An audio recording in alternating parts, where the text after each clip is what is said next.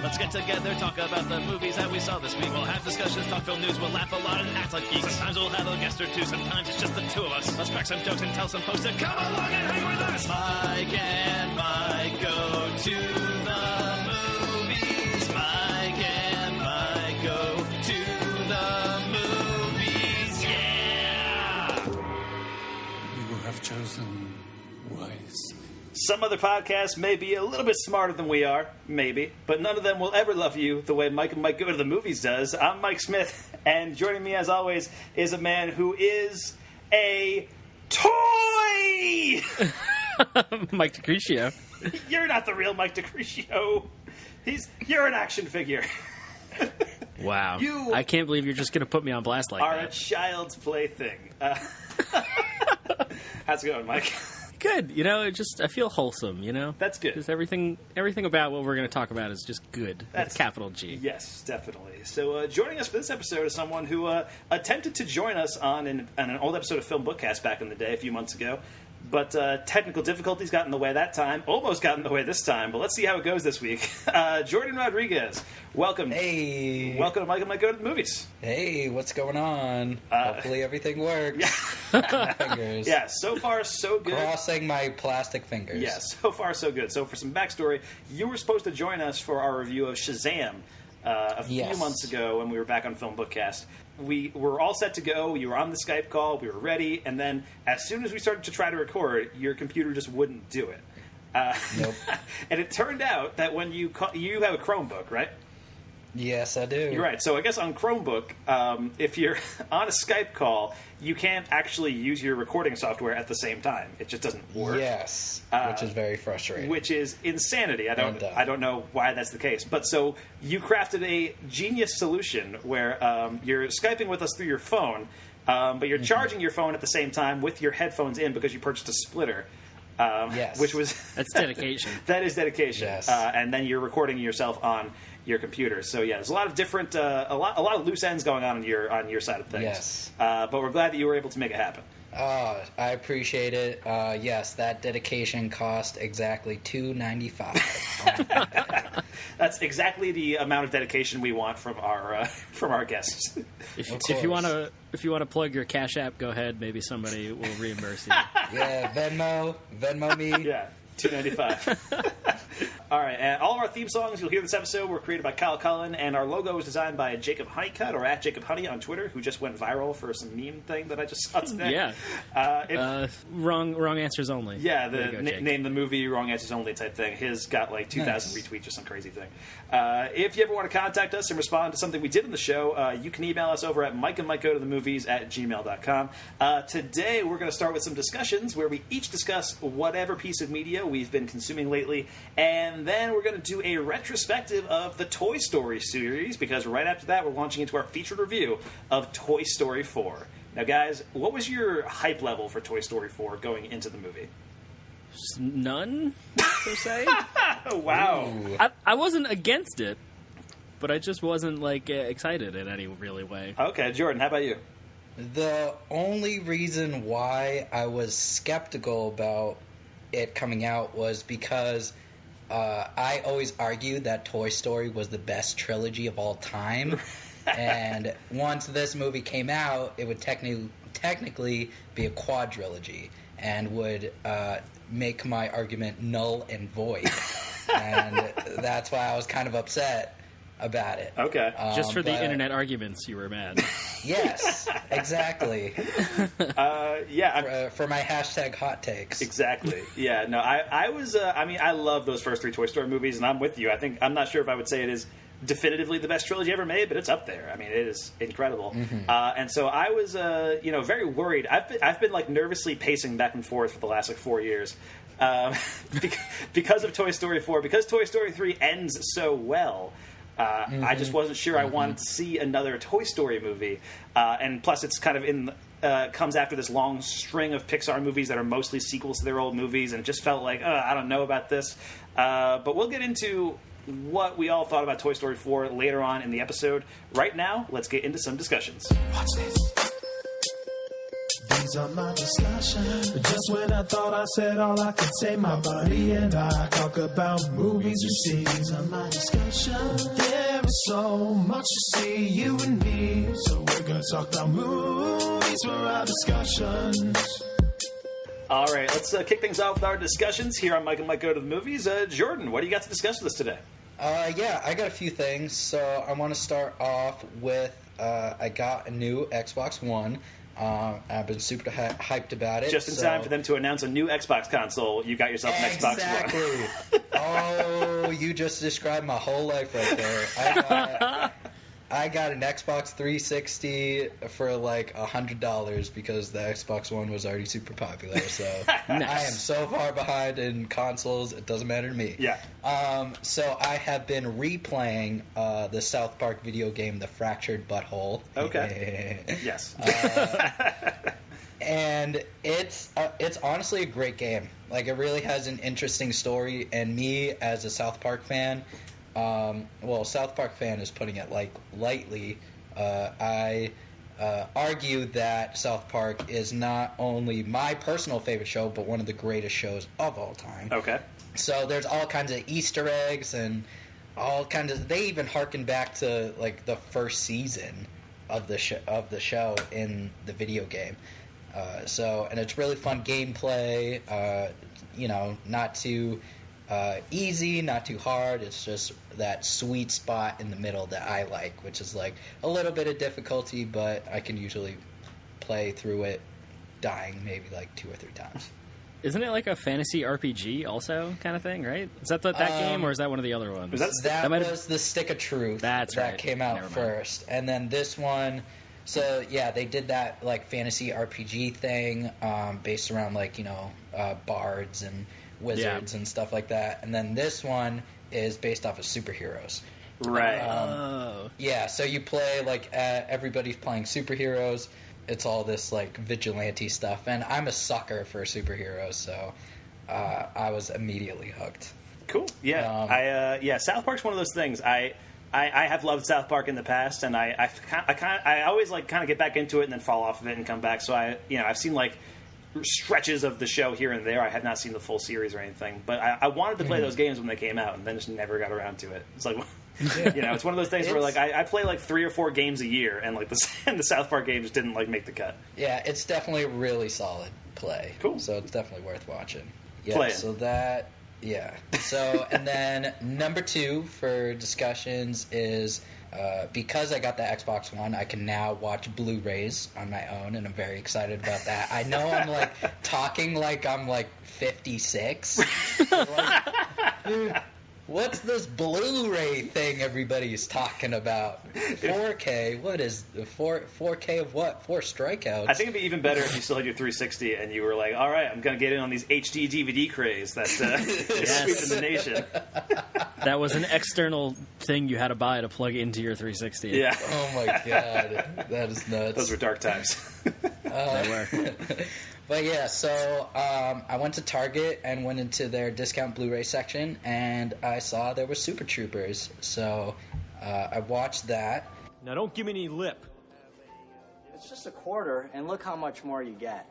I said no. It's just 25 cents. Hey, listen, guy. He doesn't want it. I can handle this Ramathorn.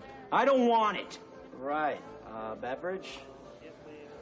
Give me a liter of cola. A what? A liter of cola. Liter of cola? Do we make liter of cola? Well, you just order a large farva. I don't want a large farva. I want a goddamn liter of cola. I don't know what that is. Liter is French for give me some fucking cola before I break Moo's fucking leg. All right, relax. One of Broken Lizard's best movies, although I've not seen the sequel. I've not heard good things, so I'm kind of avoiding it just to kind of preserve the first Super Troopers. And it's Super Troopers 2 is your Toy Story 4, where you're so worried about it sullying sullying the good name of Super Troopers. Exactly. So Super Troopers is just great. It's super simple. There's a time. It's just like gags. It's mostly just like a bunch of giant gags, and then like a loose kind of storyline to kind of flow all the gags together. It's not complicated. It doesn't need to be. it's just this like nice, sweet little thing that's kind of on its own. You know? Yeah. So for what it's trying to do, it's really, really solid. Cool. There was a thing going around on Twitter that I think I retweeted. It was before memes. Before memes, white guys used to just quote Anchorman at each other for years, which is 100% true, and Yeah. I'm totally guilty of that. I think also Super Troopers would be in there, where everyone would just quote that at each other. Yeah, the thing about that is you're saying that happened before memes. That happened after memes also. It still happens. But it's true. Memes. Yeah, so that's just really great. Although another recommendation for people who Super Troopers is kind of Broken Lizard's like most famous film, but I also highly recommend Beer Fest.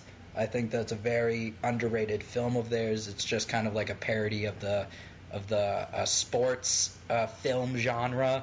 I really thought you were going to pull a Slam and Salmon recommendation out of there. Ooh. No, that's maybe a little bit too deep for me. But I always recommend Beer Fest because I think that's a very underseen and underappreciated film. But yeah, Super Troopers is great. Had a blast watching it. Great gags, great actors, and then there's just like Brian Cox there for some random reason. I forgot about that. Why is he in that movie? Yeah, why is he there? I don't know, but he does a great job, and he kind of he brings the gravitas and like the seriousness, but then he also kind of like screws around with all the other crazy shenanigans every once in a while. So yeah. I love that your decision, like you're trying out Blu-ray for the first time, and you're like, all right, I got to go buy a Blu-ray. I got to test out this Blu-ray player to see all these upgraded visuals I've been missing out on. And your choice to figure out like what Blu-ray looks like was Super Trooper. Yes. Yeah, you could have picked like Blade Runner 2049 or something, but no, you went with Super Troopers. The visual masterpiece known as Super Troopers. Yeah.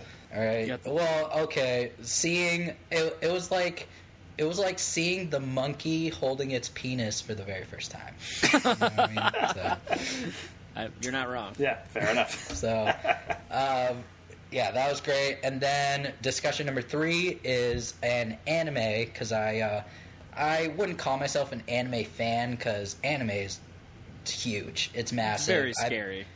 Yes, it's very scary. There are some dark corners that I don't want to venture into. Fair. But I've been going to Anime Boston for the past 2 years, and that's what kind of opened my eyes to what anime can be. And I discovered through going to Anime Boston that there's a very notorious series called Ghost Stories. So, Ghost Stories is terrible. It is a horrendous anime. Wow. Yeah, it's so bad. But, so what happened is that, you know, obviously in the original animation, like, they took it very seriously. It's supposed to be these kids in high school. There's, like, a creepy, like, kind of shed in the back of the school, and all of a sudden these ghosts are starting to be released, and then these kids, like, stumble upon these ghosts, and then this girl finds this book that's, like, a ghost encyclopedia of, like, how to beat them and everything, and she just, like, stumbles upon it, and then the book just opens to the perfect page at the perfect moment all the time, so it's, like, that doesn't make any sense. So she finds this book, and it's all about, like, her and this, like, group of ragtag kids just, like, finding ghosts and getting rid of them, kind of. Just doing anime shit. Yeah, just doing anime stuff. So it was taken very seriously. It was not well received at all. It is very bad. So when they did the English dub, they kind of just said, well, we can follow the story and try and do as close to a translation as possible, or we don't and just say screw it and say whatever we want. Okay. So in the English dub, it's just a bunch of voice actors pretty much ad-libbing all of the lines. Really? Wow. So, yeah. So it's like Dragon Ball Z Abridged or something like that? Or like what? It kind of. Well, like, they're, like, actually playing the characters. So it's not just like a voiceover. I'm not super familiar with Abridged, but it's like they are playing the characters and the voices are synced up with the characters, but they just pretty much say whatever they want. There's a couple of gems. Like one that stuck out is why do all principals look like lesbians? Jesus Christ. Okay. Just a random line that was just thrown in at the end.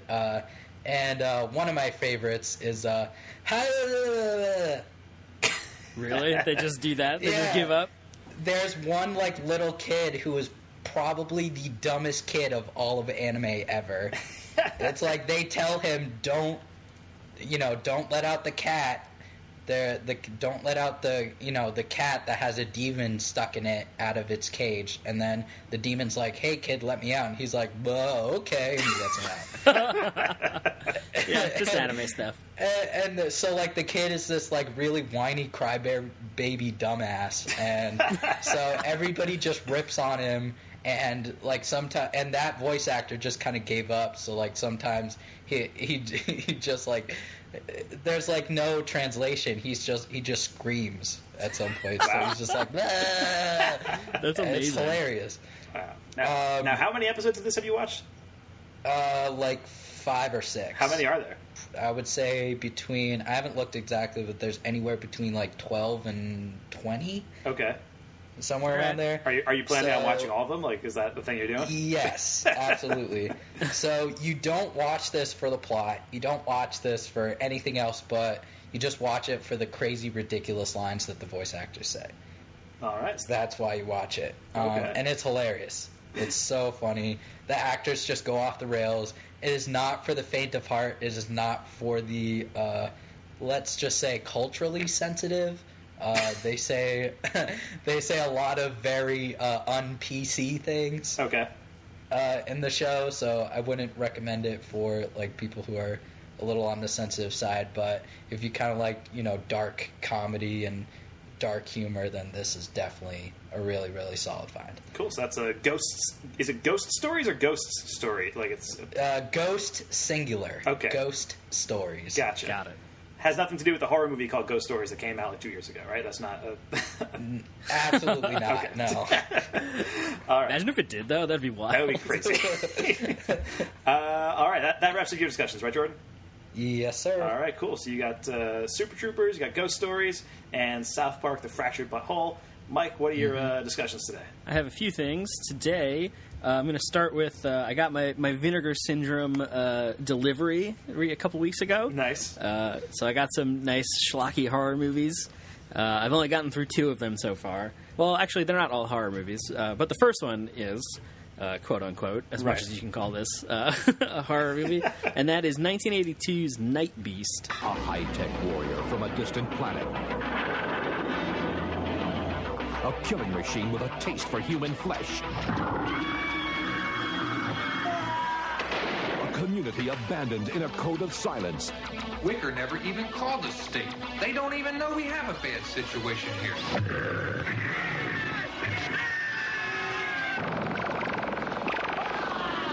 A love affair. You know you're a very attractive girl, Lisa. 2 people brought together by the urgency of the moment. 2 people torn apart by the savage fury of NIGHTBEAST. I'm sorry, Jamie. There was nothing that could be done. The most vicious creature to ever span the intergalactic void has come to pay its respects.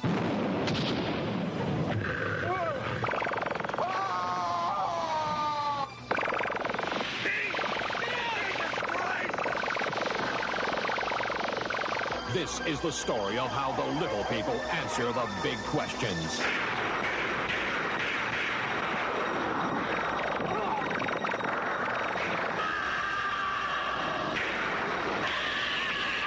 See the movie that will change the face of modern science fiction cinema. NIGHTBEAST. Terror from Beyond. Which is directed by Don Dohler, and this is, according to the back, the back description of the Blu-ray, it was made on a budget of $14,000. Okay. So it's got that going for it, Which is nice. Yes. Which is nice, yeah. And it's basically the story of this alien crashes in this like small town in North Carolina or West Virginia. I forget where it is.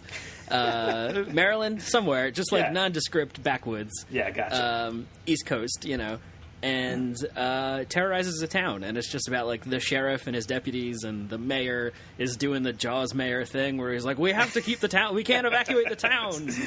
And it's just a goof, and it's like, it's, you know, like I said, it's $14,000. But the monster makeup looks like just a rubber mask, which is, like, fair. Yeah. But it's very, like, slimy. Like, it's actually impressive. Like, it kind of looks cool, and it has some decent homemade gore effects. Like, it's actually pretty violent for when it's doing that. And the monster, the alien, has this, like, ray gun that just disintegrates people. And it's so funny, because when they get hit by it, they, like, just pause, or, like, they pause in whatever pose they're in. And they just, like, turn, like, it has that, like, animated star sparkle effect over their outline. And then it's clearly a cut and they're gone. Yeah. And it's so fun. Like, it's just that. And it's so good. And the fun thing about this movie, I mean, all of it is fun. It's hammy acting, you know, it's goofy. None of these people could act, really. Right. There's an interview on the special features with the co-lead or whatever. And he says, like, none of us knew how to act. Like, he said he had, like, community theater training, and, like, that's it. Like, nobody else had even that. But the real fun thing is this is the special effects and soundtrack are done by a teenage J.J. Abrams. Right. Yeah, you told me. Yeah, so that's crazy. That's, like, a kind of cool piece of film history there, especially for what he ended up doing. Yeah. So that's NIGHTBEAST. I want to, like, go through J.J. Abrams' movies and see if he put any NIGHTBEAST Easter eggs in like, Star Wars or something. I know. He's credited as Jeffrey Abrams. Jeffrey Abrams. Jeffrey. So formal. And another fun fact about the movie, too, is that it's the movie that Nicolas Cage is watching in Mandy, right? Oh, yes, that's right. Yes. In one of those, between the Cheddar Goblin commercials. I think he's watching NIGHTBEAST in there. Yeah, that's pretty cool. One question. Yes. How many lens flares are in the movie? Not many, surprisingly. I mean, it sounds like he was only on the soundtracks. He wasn't on Lens Flare Patrol. Yes. and I think making the gore effects, he had a hand in. Yeah. He was only Jeffrey Abrams at the time. Right. He hadn't earned that second J yet. Right. He hasn't evolved yet. Just Johnson for Lens Flares Abrams is what the JJ stands for. That's what it is. You're right. Forget the LF. We don't need them. But my second Vinegar Syndrome movie, is 1984's Lust in the Dust. And this is directed by Paul Bartel, which I know Mike is a very big fan of. I like Paul Bartel because he pops up in a lot of Roger Corman movies with Mary Warenoff. They're in Rock and Roll High School. They're in Chopping Mall. All that good stuff. Yeah, so this isn't really... I thought maybe this was actually a Corman-adjacent movie, which would be like the third in a row I've done. But it's actually not. Okay. It stars Divine and Tab Hunter, who's an actor. Tab Hunter I didn't really know anything about, and I looked him up on Wikipedia, and apparently he was a like big star in the 50s.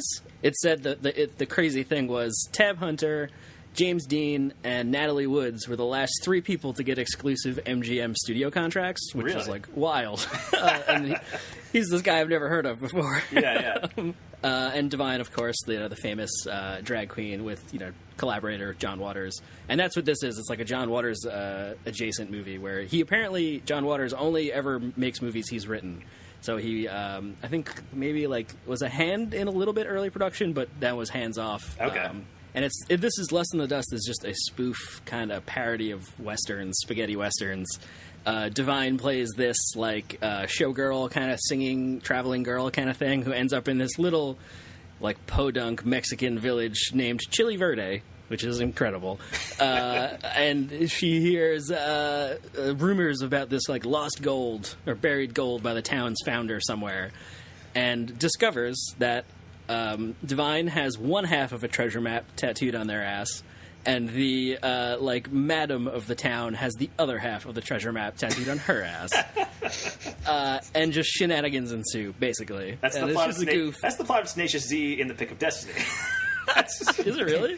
Yeah. I've never seen that. You've never seen Tenacious D? Jack Black has a Tanak on the back of his butt cheek, and Kyle has Just D tattooed on his... And that's how they know they're the best band in the world. Oh my god. I wonder if they got it from this. Could be. But yeah, so it's fun. It's goofy. It's got that kind of slapstick, kind of Corman thing going on a little bit with Paul Bartel's touch. Right. But there's one moment that I wanted to point out where before the madam of the inn, has been introduced, there's like kind of a, Tab Hunter is playing this Clint Eastwood type character, man with no name thing. So there's like a standoff going on in the tavern, and she kicks in the door and she's got a shotgun and she says, "Freeze, hombre, or I'll be wearing your asshole for a garter." And that might be the best line in a movie I've ever heard. It's so fucking good. That's great. And I just wanted everyone to know that line exists in movies. Beautiful. So you're welcome. That's Less Than the Dust. One more thing, or a few more things, actually. But this one will be a little short, and that is Too Old to Die Young, the new Amazon series directed by Nicholas Winding Refn and co-written by Refn and Ed Brubaker. Right. Who's a favorite of ours, who's a comic book writer predominantly. I think he also wrote a lot of Westworld. I think he was in the first season of Westworld. I think he was involved for sure. Yeah, I think he was credited in like 1 or 2 episodes. Directed one or something weird. I don't remember. Maybe something like that. But I mean, of course, he's known in the comics world for stuff like the Fade Out and Fatale. He created the Winter Soldier in the Marvel comics and stuff like that. Pretty prominent comic book writer. And it was. I remember this series was first announced maybe like 2 years ago, and I was just like, I can't even like comprehend like Winding Refn and Brubaker making a thing together and making like this weird crime noir in LA type thing. So tell me how it is, Mike. I haven't watched it yet. So I've only watched the first episode. If I remember right, there's 10 episodes, I believe. Yes. And in typical subversive Refn fashion, all of the episodes are over an hour long, except for the last episode, which is like 32 minutes. Just like amazing. Yeah. But I haven't gotten that far. Yeah. But it is Refn at his most Refn, man. If you've seen movies like Drive or Only the Good Die... No, well, that's this movie. Wait a second. Only God Forgives. Only the Good Die Young is a Billy Joel song. Yes, that's... Yeah. Only God Forgives. Only God Forgives, Neon Demon, I think, was like that trilogy, quote-unquote, right? Or something? Yeah, Neon Demon was the one a couple years ago with Elle Fanning, yeah. But so this is, it is highly stylized. It is neo-noir. It stars Miles Teller as the lead.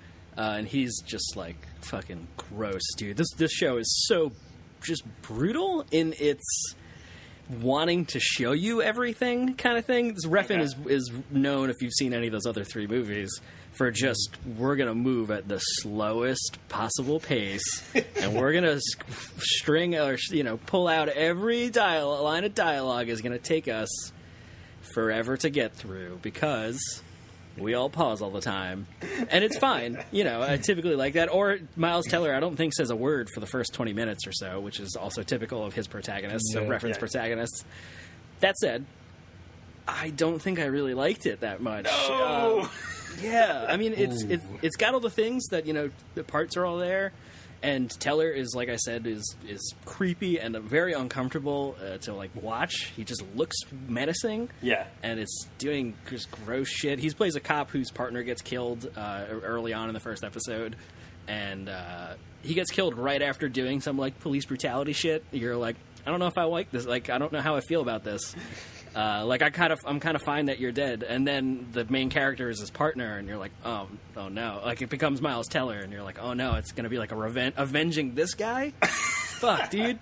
But it kind of just does that, I think in a very Refn and Brubaker way, where it's like, we're just gonna present you this dirty underworld for what it is. It's a dirty underworld, which is fine. But I just don't know if I could handle the glacial pace. Like, it is an hour. The first episode is an hour and a half, and kind of like it's a lot of dudes looking at each other for most of the episode. And it looks gorgeous. Like, this would be a very fine movie to showcase the visual beauty of Blu-rays. Fine episode.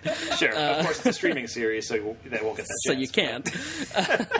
But you know what I mean? Like, Refn is a amazing director and can get an incredible look with his work, but I just don't know if I can handle the pace and the subject matter together. Okay. Like, if, you know what I mean? Just kind of like having to sit in that uncomfortable grossness for that long because it's Refn. Yeah. I don't know if I can handle it. I might give the second episode a try because, and it is kind of a big time sink. They're both, I think, over an hour and a half or so. Right. So it's, a feature-length episode of a show. So that's Too Old to Die Young for now. Yeah, I still really want to watch it. I've seen some people on Twitter compare it to Twin Peaks: The Return, and that makes me very intrigued. Ooh, I could see that comparison. Yeah. Yeah. Yeah. I mean, it makes sense. Okay. Like, it's two very distinct visual filmmakers making, just doing their fucking thing. Yes. And you're gonna have to deal with it. Nice. Yeah. But I do want to watch that pretty soon. I think right now I'm like finishing up Deadwood because I've been catching up on that before because I never got a chance to watch the movie. So I'm like halfway through season 3 of that right now, and then I'm going to do the movie of Deadwood. And then I was thinking either this or Chernobyl because I haven't watched Chernobyl yet either, and I've heard that's great. I have watched Chernobyl. Oh yeah, it's incredible. Yeah, I forgot I didn't talk about it. I think on the last episode. Yeah, watch that. It's incredible. The first 3 episodes are just sheer like horror, terror, like terrifying movie level stuff. And then the last 2 are very good, but they're less horrifying or less outright horrifying. Okay. More subtly horrifying. Yeah, because it's about like the post and like the cleanup and like, the fallout. Hey, nuclear fallout. Fallout of the disaster. And the first 3 episodes are just like the immediate disaster and cleanup. So it's like straight horror movie, and then kind of like procedural or bureaucratic horror movie. You know, kind of like Brazil type thing. Okay, interesting. But definitely recommend it. So. Nice. Yeah, I want to watch that. I want to watch Too Old to Die Young. I want to watch Big Little Lies, and Stranger Things comes back in like next week or something like that. So That's right. So I don't have time to do anything in my life anymore. I'm just going to watch TV. It's going to be great. Forever. Which I'm already doing that anyway. But anyway, Mike, you had one more on your discussions? Yes. I have a new movie for once, and that is Jim Jarmusch's new zombie movie, The Dead Don't Die. So what are you thinking? You really want to know? I'm thinking zombies. What? You know, zombies. Ghouls. The undead.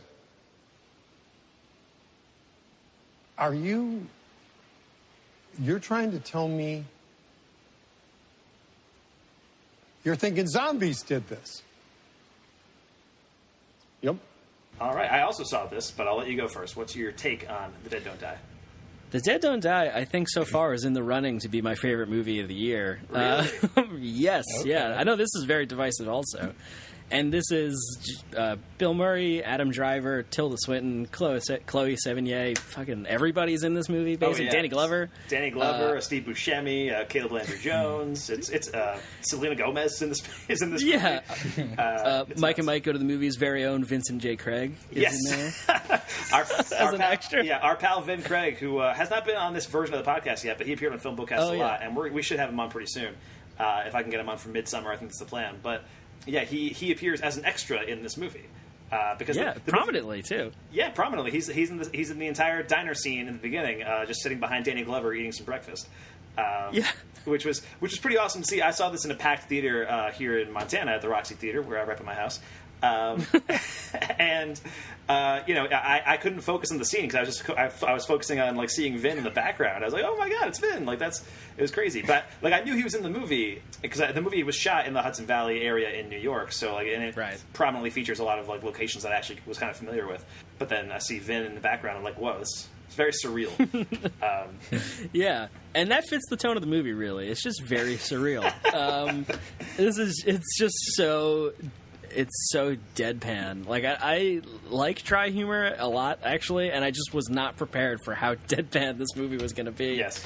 Which is weird for a zombie movie, to just effectively be a comedy. Well, I guess that's not true at all. Yeah, there's plenty of those. I mean, Shaun of the Dead, Zombieland. Yeah, there's plenty of those. Yeah. Never mind. Forget I said that. But to be a comedy quite this way, let's say that, is unique, I think. Yeah, I mean, Jim Jarmusch is a very deadpan filmmaker, and he has that kind of sense of humor. And a couple years ago, he made a vampire movie called Only Lovers Left Alive, which was really, really good. I think actually a little bit better than this one, even though I like this one a lot. But yeah, it's kind of in this one's kind of in the same vein, but I feel like this one's actually going more for humor than that movie was. Oh, really? Yeah, and it's just so much deadpan stuff. It's so much. My reaction to it coming out of it was like, I think Jim Jarmusch wants to like reinvent himself as like the deadpan Mel Brooks, and like I'm kind of there for it. Like, wow. That feels exactly like what this is. Right? I'm sold. Yeah, there it is. Yeah, when I saw it with a friend, and I kind of knew it was going to be funny, or it was going to have that bend to it. Yeah. And I don't think my friend did. I thought he was kind of expecting like a horror zombie movie. Oh, really? Because I kind of like sprung it on him. Was like, hey, you want to go see a movie at the Draft House? Like, there's the Dead Don't Die are playing there. And he's like, oh, what's that? And I was like, it's a zombie movie. And so I kind of did it to him. Yeah. And so we came out of it, and I loved it. And he was like, dude, I hated that movie. Oh no! I felt so bad. Oh man, was he just looking at you like laughing the whole time and being like, what am I supposed to get out of this? Like, it's just the Kill Bill sirens. Exactly. Yep. But yeah, so I can see. I talked to a few other people that have seen it, and it's kind of split where people maybe not expecting it or not. You kind of go into a movie knowing it's a zombie movie, quote unquote, and that's what you're expecting, those kind of tropes and things. And when the movie doesn't live up to that or doesn't meet those expectations, you feel like slighted, maybe. But at the same time, it's a movie in which Tilda Swinton wields a samurai sword and slices zombies' heads off. So, like, how am I not going to like this movie? Yeah, right. Exactly. It's the simple things in life. Also, Adam Driver has. I think I love Adam Driver so much. I think he's like one of the best actors working today, and I think he's amazing in this movie and has some of the best. Like he's always been very good at deadpan humor. Just in general, but some of his line readings in this movie I just thought were like amazing. The moment where he like finds the two corpses in the diner, and he's not even on screen, but you just hear him go, "Ugh, yuck," and yeah, and I laughed for like 5 minutes straight. That was incredible.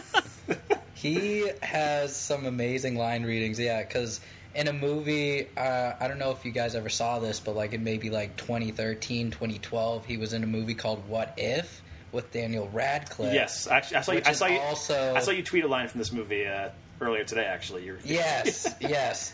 So, and that was him, and that's one of probably my favorite line readings of all time. I just had sex, and now I'm going to eat nachos. Nachos. He has this like weird way of saying things, but it's so hilarious, and I think he should like really like go like lean into that more. Like now coming off of this movie, like he should do like more deadpan comedy stuff. I mean, he does a lot of. I mean, Inside Llewyn Davis also has one of those incredible that scene where he's singing the spaceship "Please, Mr. Kennedy" with Justin Timberlake and Oscar Isaac. Right, and he wasn't Inside Llewyn Davis. And, I totally forgot. And the entire song, it's a great song, and you just hear Adam Driver going, "Oh." The entire time, it's great. Outer space. What was that movie with Ben Stiller we saw? We might have even talked about it on While We're Young. While We're Young.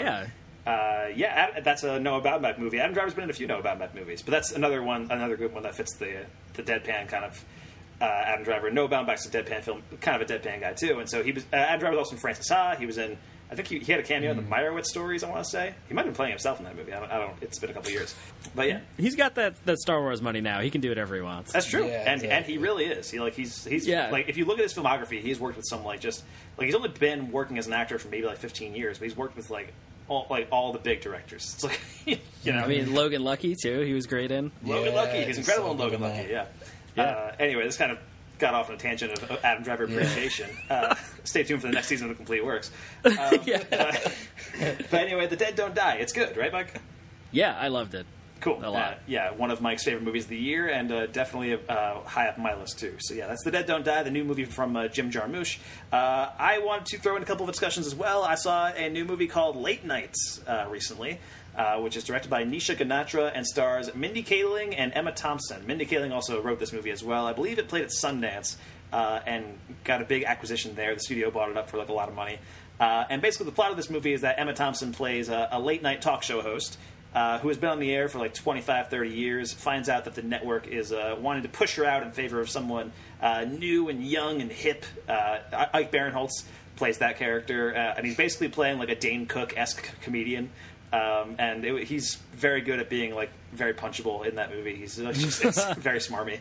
But anyway, the plot of the movie is that Emma Thompson and her writing staff hire Mindy Kaling as the new writer in the room. She's the only female writer as well, and so it kind of becomes this commentary on how being the only women in late night and that kind of thing, and how difficult it is for women in television and that kind of stuff. And it's solid. It's a fine time. I did not hate my experience watching it, but it wasn't something that I was like, man, I love this movie. It's kind of just it's kind of just a pleasant ride throughout. It's funny enough. Emma Thompson's very good in it. Mindy Kaling is doing her Mindy Kaling thing. It's the same Mindy Kaling you watch in The Office and The Mindy Project and all that. It's nothing different from her. Reed Scott from Veep is also in this movie. John Lithgow is in the movie too as Emma Thompson's husband.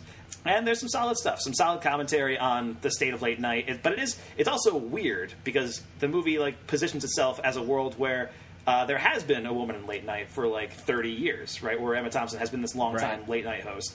But it's also acting as if there is no women in late night in this world, even though she is in this world she is the only one. Which, granted, that's still sort of the case now. I think Samantha Bee is the only woman with a late night talk show host right now. I think Chelsea Handler had one for a while, and then who's it? Busy Phillips just had one on E that was canceled recently. I think something like that. Yes, I think so. Yeah, something like that. But anyway, so it's a weird thing because she's treated as an icon, and she's basically the David Letterman of this world, sort of. That's kind of how the show positions her, where the show has kind of been sliding in ratings for years and years and years, but she's the elder statesperson of late night and that kind of thing. Anyway, the movie's solid. It's a funny enough time. Mindy Kaling and Emma Thompson are good together. There's some funny riffs, but it's not something I feel like you need to go out and see. It doesn't. The commentary isn't sharp enough for it to really matter, and the jokes aren't funny enough for me to be like, yeah, this is great. But if you're scrolling through Netflix one night and this pops up, give it a watch. It's fine. What a resounding endorsement. Glowing review. Exactly. Speaking of give it a watch, it's fine. I also saw Men in Black International. Which actually I saw it right after late night, and it was a very weird Emma Thompson double feature. Yeah, that's right. Which Emma Thompson, she was in Men in Black 3. And she's the only one from a previous Men in Black movie to actually be in this movie, too. This is basically a full-on reboot of the Men in Black franchise while taking place within the same, a lega-sequel, if you will. But so Will Smith, Tommy Lee Jones, they're not in this movie. They're replaced by Chris Hemsworth and Tessa Thompson, who, of course, were amazing together at Thor Ragnarok. And so I was tentatively excited about this because I love those two. And I love those two actors. I love them two together in Thor. This was directed by F. Gary Gray, who made Straight Outta Compton and The Fate of the Furious. And so I was kind of looking forward to it, but at the same time, Men in Black is just a franchise. I love that first movie, and everything after that, I'm I could leave that behind. It's Men in Black 2 is pretty rough. Men in Black 3, I remember sort of having fun with back. I saw it in theaters, and I have not seen it since, which was 7 years ago. But I remember a lot of Men in Black 3 being not very good, but some of it, for a stretch when they travel back in time to the 60s, that's pretty good. There's some fun stuff going on there, especially because of the way they use the 60s to kind of do different stuff with the aliens. They make all the aliens kind of look like dudes in costumes and that kind of thing, like movies from the 60s would do, and that kind of thing. That's pretty cool. I honestly, I think one of the big things missing in Men in Black International is the makeup effects, the makeup work from the Men in Black movies, which Rick Baker used to do the makeup for these movies, and Holy shit. There was incredible stuff that was being done, and this movie is entirely CGI. There might be some makeup here and there, but it's mostly CGI alien creations, and I wasn't bored during it. It was one of those things where I wasn't like actively bored. I enjoyed my time in the world, but it left me as soon as I left the theater. It just felt like as soon as the movie was over, I remembered nothing about it. Kumail Nanjiani's in this movie, voicing like a tiny little alien who hangs around with Chris Hemsworth and Tessa Thompson. There's a couple of shout-outs to stuff that happened in the first couple of movies. Rebecca Ferguson's in this movie as sort of the villain. Liam Neeson's in here too, also as sort of the villain. But yeah, Men in Black International, it's fine. And there is, I'm wondering. It sounds like it underperformed at the box office. There probably won't be a sequel to this. But it really made me sad because I remember a few years ago there was this rumor going around they were going to try to cross over Men in Black with 21 Jump Street. That's right. And that's right. I really wish if they had let Phil Lord and Chris Miller just run with that, what could have been? That could have been insane. I'm glad Lord and Miller ended up doing Spider-Verse and stuff instead, but that could have been wild. But yeah, Men in Black International, it's a fine spin-off for what was before. But again, not something you really need to go see. And then, other than that, I just had one quick shout-out I want to throw out there for discussions. Mike, I mentioned the show to you last week when we were talking, because I'm a huge fan of the podcast Good One, a podcast about jokes, which is a podcast sponsored by Vulture.com. And basically, the idea behind this podcast is that every episode, Jesse David Fox interviews a different comedian about one specific joke that they've done in their career. And that could be like one joke in a stand-up set. It could be like a whole bit. Sometimes it's like just one sketch from a TV show or a scene from a TV show, or from a movie or TV show or whatever. And it's been in its off season, but they've been throwing out bonus episodes here and there while the season was off. And I was catching up on the podcast, and one of those bonus episodes was a reunion of the cast of Happy Endings. I'm taking Tyler home from my store because I'm going to the Rom-Com Con. This weekend, I am going to be rubbing elbows with the who's who of romantic comedy. Ooh, on Saturday, there's a special appearance by Julia Roberts, impersonator, former Kentucky Derby winner, Pretty Woman. Still a big gap. It's going to be awesome, all right? Are you sure you don't want to go, Brad? It's in Detroit. Ooh, Detroit?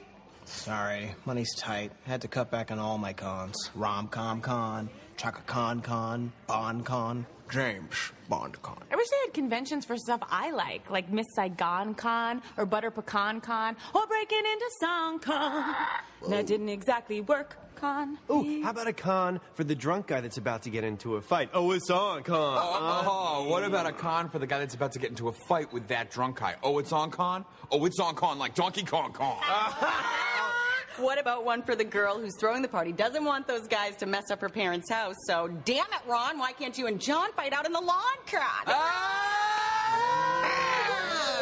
Oh, you know, I've got one, too. Yeah, bring it, sir, get in on this. Shut up. Con? That's good, man. Yeah. That's good. It's That's good. really good. A little hostile. It's a little hostile, but it's good. Which was a TV show on ABC back in like 2011 through 2013 that I loved when it was airing. It was a great show. It was like if Friends was funny. You know, it was. Yes. Got him. It's basically that's it. It's just basically Friends. The idea of Happy Endings. The first episode is they're all gathered together for the wedding of Dave and Alex runs away. She decides she gets cold feet, and she runs away with this dude who kind of comes in and says, "I object," and he's on rollerblades, and he's and he's like, "I'll take you away from all this," and she runs away with him, and then she comes back and realizes she made a mistake, but obviously there's friction between her and Dave, and so the first season is them just kind of trying to figure out, how they can still be, because they don't want to break up the friend group, how they can all still hang out and stuff like that. But they kind of ditch that pretty early on in the show, and it just becomes about a group of friends hanging out. And it takes place in Chicago, and it's just wonderful. It's great. It stars, if you haven't, I'm mentioning this because I've been rewatching the show. That's why I'm talking about it in my discussions. Because once I heard the Happy Endings episode, the reunion episode on Good One, I was like, man. I haven't watched any of this since it aired on TV, and I was really bummed when it was canceled. I should go back and check out some of these episodes again. So I went back on Hulu. They had the whole series on Hulu, which, by the way, the first season is entirely out of order. So just throwing that out there if you're going to go into it. The episodes were aired out of order on TV, and for some reason Hulu also has the first season out of order, in the way they were aired when they were originally aired. So if you go to Wikipedia, you can see what the actual order you should be watching them in. But anyway, Happy Endings. Just wanted to give it a quick shout out because it's awesome. Adam Pally's in the show. Damon Wayans Jr. was in the show. Eliza Coupe from Scrubs was in the show. She was in season 8 and 9 of Scrubs, I think. Elisha Cuthbert from 24. She was Jack Bauer's daughter. She plays Alex on the show, and she is amazing. She's an amazing comedic actor on this show, and a lot of great stuff. It's a really funny show. Oh, Casey Wilson, who was on SNL for 2 years and then was on this show. I remember when this show aired. She was somebody who I used to watch on SNL and was she was one of those cast members that never really broke out. She was maybe a couple of sketches here and there, and then she was just on this show, and I was like, holy shit, she's amazing. She's so good, and it's crazy that she was never used on SNL in any meaningful way. Speaking of cast members, that reminded me of SNL that didn't go anywhere. I watched the first 3 or 4 episodes of I Think You Should Leave Now or whatever it was called. Oh, you did? Yes. Wow. Watch it. I was not prepared for what it is. It's very good. It's so good. Yeah, we talked about that in the last episode. But yeah, I Think You Should Leave is really good. And Happy Endings. If you've never seen the show, and statistically you probably haven't because it was not a high rated show. It was one of those things that it aired when it premiered. ABC put it on after Modern Family. because they thought like, oh man, like the Modern Family audience will just like kind of watch this and like it'll be a big hit. But then Happy Endings started to get really weird, and and the Modern Family audience just was not sticking around for Happy Endings, and so they started moving time slots for Happy Endings, trying to figure out a place for it. And then like its entire third season was on like Friday nights, which is like a death time slot for primetime TV shows. The first season's like pretty good. Seasons 2 and 3 are incredible. They're just like some of the snappiest writing and some of the funniest banter, and also, I mean, a lot of the people involved like went on. Like the Russo brothers were directors on the show. Around the same time they were making Community and stuff like that, and right before they went on to do Marvel stuff. Ludwig Göransson, who also scored Community, also scored Happy Endings and went on to score Black Panther. Basically, Community, Happy Endings, onto Marvel was the trajectory for a lot of people. Nice. And a lot of very funny comedy people get guest spots in the show too, like Paul Scheer and stuff like that. So yeah, Happy Endings. It's all on Hulu, and I've been rewatching it. It's still pretty great. So yeah. All right, that about wraps up our discussions, guys. Let's move on into our retrospective of the Toy Story franchise. Can we fast forward, or is this live TV? Look back till you understand it. We want to make some time for a retrospective. Please come along so I can hear your take, and I'll remind the opinions you make. All right, it's time for the retrospective of the Toy Story series. Now, we all kind of grew up with Toy Story. The first movie came out in 95. I was 2 years old. Mike, you were, what, 3, probably? 4. 4. And Jordan, how old were you when Toy Story I was 2. You were also as 2. well. Okay, yes. So, yeah, the original movie came out in 95 when we were all but wee lads. Then Yes. Toy Story 2 came out in 99. Toy Story 3 came out in 2010. And we all kind of like grew up with it around the same time. The original Toy Story actually was the very first movie I ever saw in a theater. Wow. Nice. Yeah, I was 2 years old. Yeah. So yeah, Toy Story 2 was actually the first movie my brother saw in a theater as well. And he was 1 year old at the time, I think. Which you shouldn't be taking a 1 year old to a movie, but I think it was just for the symmetry of like On purpose, your parents did it? I think so, yeah. And then Toy Story 3 came out, right as I was finishing my junior year of high school and getting ready to get my shit together for college, which kind of reflected a lot of the stuff that happened in that movie. Mike, you would have been in college at that point, I guess, right? Yeah. What year did that come out? 2010. 2010. Yeah, I would have been probably starting my sophomore year. Okay, yeah. So we are of the generation that grew up with these series of films, and they grew up with us. And, Pixar as a whole was one of my very first cinematic obsessions. I think I've talked about this on Film Bookcast at least quite a bit whenever we talk about a Pixar movie. Like, it's one of those things that, like, I would watch Pixar documentaries and stuff like that when I was a kid, because I was the weird kid. That all tracks. Yeah. But I knew everything about Pixar, their movies, their shorts, the behind-the-scenes stuff, who was in charge, who were the members of the Pixar Brain Trust, John Lasseter, Pete Docter, Andrew Stanton, Joe Ranft, Leon Critchin, later Brad Bird. The Toy Story movies were always very important to me and to the history of movies. The original Toy Story, the first ever full-length movie made using CGI. Mm-hmm. Wow. Yeah, which, of course, went on to become the standard for most animation studios going forward. Hand-drawn animations pretty much died out in American studios at this point, which I think is a shame, but that's just the case now. And stop-motion animation being kept alive by some small studios like Leica, but CGI, obviously, the dominant form, and that's all thanks to Pixar and to Toy Story. Plus, another big thing that Toy Story did was cast big-name actors in the lead roles with Tom Hanks and Tim Allen, which was not something a ton of animated movies did back then. But then Toy Story did it first, and then it took a couple years. But then after the success of Shrek, that quickly became the norm. And now it's like, literally, like when I went to see Toy Story 4 this weekend, or yesterday actually, I saw a trailer for some movie about dogs in the Arctic or whatever. And it was like just, I can't even remember who was it was just really weird names. I want to look up what it is, but I can't remember the name of the movie. And I don't remember anybody who was in it, but it was just like it was weird names. That was like what kid is going to see a movie because this actor is in it? It's right. And if I had an actual example, I would I regret bringing it up, but it's so forgettable that I can't even remember. I wouldn't be surprised if it was actually called Dogs in the Arctic. It was something along those lines, which one of the things I hate about going to see kids' movies that I want to see is that I'll see 20 minutes of trailers for movies that look absolutely terrible. Yep. Yes. Bring it back a bit. So our own histories with Toy Story. Mike, I'm assuming you've been a fan of Toy Story since you were a kid. Yeah, for sure. Definitely one of those movies that, you had the Buzz and Woody toys at home, and you every birthday party was get me the Toy Story balloons, and, one of those kind of things. Especially at that age, at 4, toddler for us. in general.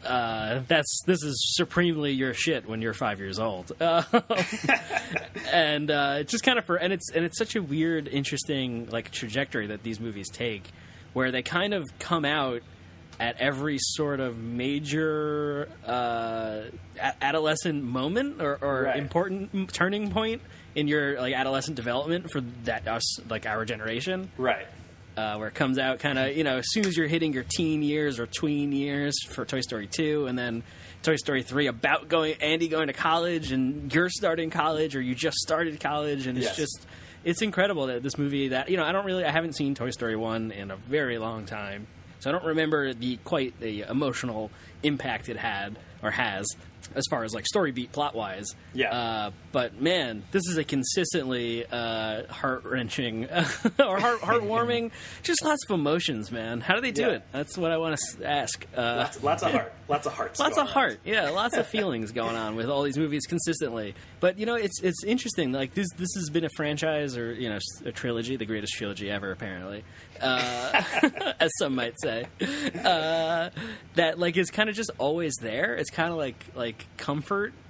Well, I don't even want to say that. That even kind of gives it too much of a presence for me personally, where it's just always been a thing I know is there, that was amazing, and I loved it, and it's just like foundational, but it's not one of those movies, or hasn't been one of those movies that I often talk about, like, Jaws or Jurassic Park, where like I go back and watch them all the time. Right. Like I didn't do that with Toy Story. I mean, I probably did with Toy Story 1, because when you're 5, you just want to watch the same thing 1,000 times in a row. Right. But once you start to develop a little bit past that, I don't think I've seen Toy Story 2 in 10 years, or I don't know. I haven't seen Toy Story 3 probably more than a couple years after it came out. Like, I just don't really go back and rewatch them that much. But it's always been, like, it's a pillar of my film history. But it's one that I don't often return to. Okay, interesting. Now, Jordan, I mean, I wanted to ask you your history with Toy Story, because when we were going to review Shazam, and we didn't, obviously, but around that time I was like, listen, I'll get you on for Toy Story because I know you're a big Disney guy. Then you, in your text, you were like, Toy Story is the best trilogy of all time. And I was like, perfect, you'll be a great guest for the Toy Story 4. You're in. But you also mentioned that you really didn't watch a ton of Disney stuff until you were in, like, college. Well, I was very sheltered as a kid. Sheltered from Disney stuff, though? Like, that's... Yeah, wait a second.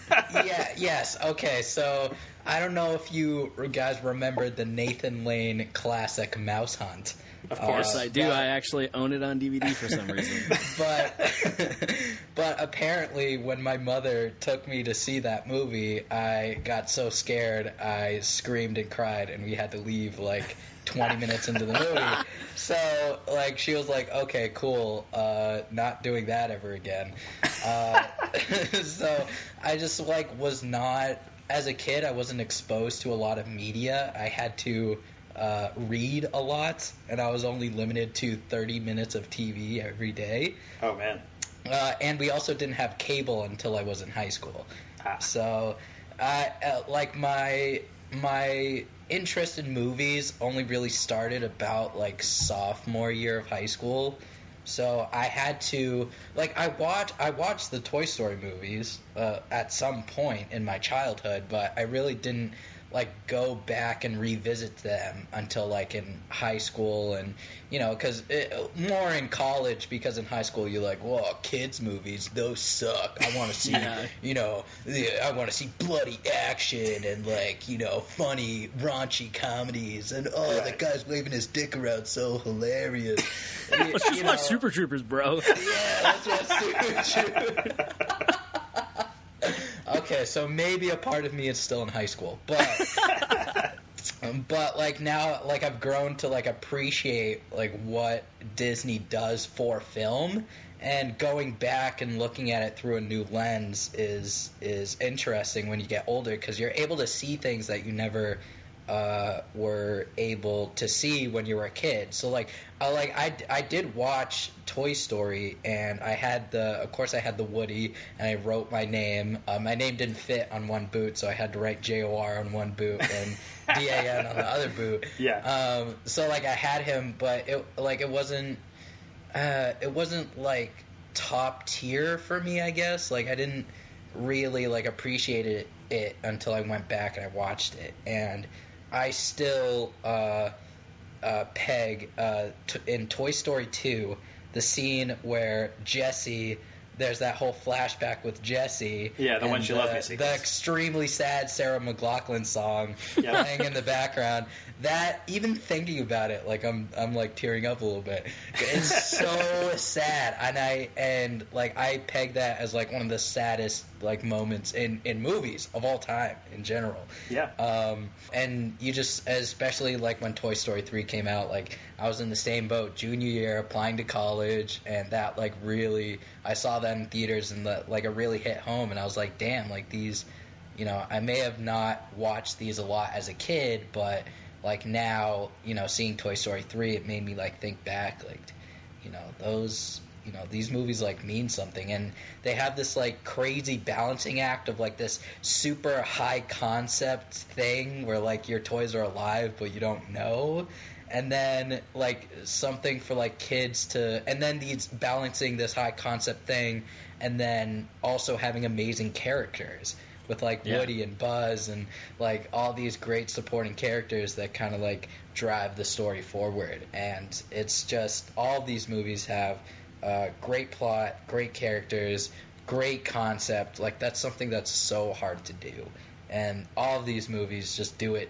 in beautiful, fantastic fashion, along with paving the way, like you said, for animation and CGI. These movies are incredible, and I will always regard them as like some of the best of all time. Yeah. I mean, Toy Story. It's one of those things. I've been a huge fan of Toy Story since I was a kid. I remember, even though, when you mentioned like when you're in high school, you kind of do have that phase where it's like, I don't want to watch kids movies, but I don't know. I kind of went through that a little bit towards the end of middle school and maybe beginning of high school, but I kind of bounced back from that pretty quick. And by the time Toy Story 3 was coming out, like I was over that phase.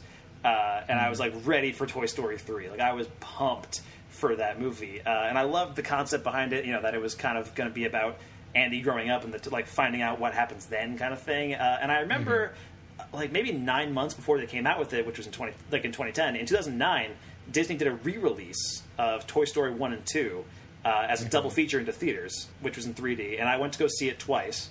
And damn, and it was a big like emotional experience then, and that was probably, I think at that point I hadn't seen the first two movies in a while, so it was good to get a refresher on them. But then it also kind of gave me that renewed appreciation for the movies too. And then Toy Story 3 was just left me a blubbering mess. But yes. But as for Toy Story 4, like I hadn't seen the 3 Toy Story movies in a really long time. But I was thinking to myself, like, I would like to rewatch them before Toy Story 4, but I just don't know if I'm going to have the time. They're not easily available really anywhere, because the way Disney works, like their Blu-rays are super expensive, and so I didn't really want to buy them on Blu-ray. And they're not really available on any streaming sites as of yet, because I'm sure Disney's saving them for Disney Plus. So it was one of those things where just like, I guess I'm not going to be able to watch the Toy Story movies before Toy Story 4 comes out. Luckily, I flew back home to New York this weekend for a friend's bachelor party, and on my way back on Delta Airlines, they had all 3 Toy Story movies available on their in-flight service. Nice. So I rewatched all 3 Toy Story movies on my flights this past weekend, and it was quite an experience. I recommend doing it because the movies are great. I don't recommend doing it because people on the plane are going to see you cry. So there's that too. It's hard. It's really hard to fight back tears for watching, especially Toy Story 3. But it's rewatching them. Like it's crazy to watch the jump in animation quality between all these movies. Absolutely. Even just between 1 and 2, which were only 4 years apart. You can see like a huge difference between those two movies. I had also forgotten that Joss Whedon was one of the screenwriters in the original Toy Story. Oh wow! Which is wild. That's crazy. But yeah, so the original Toy Story was a massive success when it came out, making a ton of money at the box office, becoming the second highest grossing film of that year, behind Die Hard 3. And what the fuck? Yeah, Die Hard with a Vengeance, #1 that year. Toy Story #2. So weird. The second best trilogy of all time. And Toy Story got a few Oscar nominations too, including Best Original Screenplay, Best Original Score, and Best Original Song for You've Got a Friend in Me. And back then, the Best Animated Feature Oscar did not exist. But in recognition of its status, the movie was actually awarded a Special Achievement Oscar for its animation. Like, the movie was that big of a cultural phenomenon that it got like a Special Achievement Oscar for being like, what, like, you did it, like, kind of thing. Like, they just gave you an Oscar. Congratulations. So it really put Pixar on the map and kicked off a streak for the studio that resulted in no less than 7 or 8 like animation masterpieces over the next 15 years, including Monsters, Inc., Finding Nemo, The Incredibles, WALL-E, Ratatouille, Up, all that stuff. And the great thing about that stretch was Disney allowed Pixar to operate as its own independent company, while Disney acted as the distributor for their films. So Pixar was kind of their own thing up until about 2006, which was when Disney actually bought Pixar outright. And they reached an agreement where it was still kind of the same thing. Like Pixar still operates on their own, but Disney just owns them now. And you will notice, I think, a change in how Pixar operates from that point forward. Like it takes a few years for these development processes to change and stuff. So right around the 2010s, that's where you start seeing Pixar make a lot more sequels to their movies, and I think you can thank Disney for that. I got still a little bit bitter about that. But flashbacking back a little bit, the incredible thing about Toy Story 2 is that it wasn't supposed to happen the way it did. I'm not sure if you guys are familiar with the story, Jordan. It sounds like you might be. But Disney had gotten in the habit in the 90s of releasing direct-to-video sequels to their big hits. You know, Lion King 2, Aladdin, Return of Jafar, stuff like that. And that's what Toy Story 2 was supposed to be. That was the goal for Toy Story 2. Wow. Because most of Pixar was working on A Bug's Life at the same time. So they're doing it in like a separate building, like very short-staffed kind of thing. And then Disney decided that it was looking more promising than a direct-to-video movie should look. Like they were like, hey, this looks pretty good actually. Like we could probably put this into theaters and make money off it. But then Pixar didn't really like the direction that it was going. Like the way the story, like if they were going to put something out in theaters, like Pixar was still making a name for themselves. And they were like, this has to be great. Like, that has to be awesome. And so Lasseter kind of brought the team together and actually redeveloped the entire plot of the movie in one weekend. Like, just in one weekend, just got rid of like almost everything they were doing. And then Disney wouldn't move the release date of the movie. So the entire development cycle for Toy Story 2 was compressed into 9 months, which is absolutely insane. And what's even more insane is that the movie's amazing. Like, it's fucking great. Wow. It's so good. And like the time crunch that movie was under, like it's a miracle that movie exists the way it does. And then 11 years later, Pixar comes out with Toy Story 3, this time directed by Lee Unkrich instead of John Lasseter. And, you know, I was hyped for this movie. Like I mentioned, went to the 3D theatrical re-release, Toy Story 1 and 2, went twice. And I was hyped because I had confidence in Pixar. Again, they were one of my first cinematic obsessions.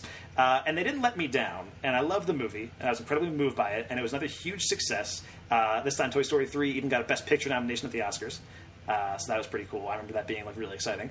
But in hindsight, like to me, it sort of signals the end of that era of Pixar. Like Toy Story to Toy Story 3. Maybe it's just because it's a clean like 15-year thing, 95 to 2010, and it's like a bookending thing with Toy Story movies. But to me, that signals like the end of that era and the beginning of a new era. Because after Toy Story 3 came out, the studio that had generated imagery like no studio had been able to do, that created these amazing, beautiful, original worlds, they stopped creating those worlds as frequently as often and just kind of mined the stuff that they already had. Like I mentioned, that's where the sequels started coming in, where Pixar went all in on sequels over the course of the 2010s with Cars 2 and 3, Monsters University, Finding Dory, Incredibles 2, and now Toy Story 4. They've had 4 original films in that time with Brave, Inside Out, The Good Dinosaur, and Coco. And I love Inside Out. I really like Coco. Jordan, I know you're a huge Coco fan. A Coco head, if you will. But like Brave and The Good Dinosaur are like not good movies. They're very rough. And so the studio that I once thought was basically like infallible, whose worst movie was the original Cars, which is still like pretty good, just wasn't hitting the same batting average that it once did. And as much as I love Toy Story 3, I feel like it needs to take a little bit of the blame for that. Like.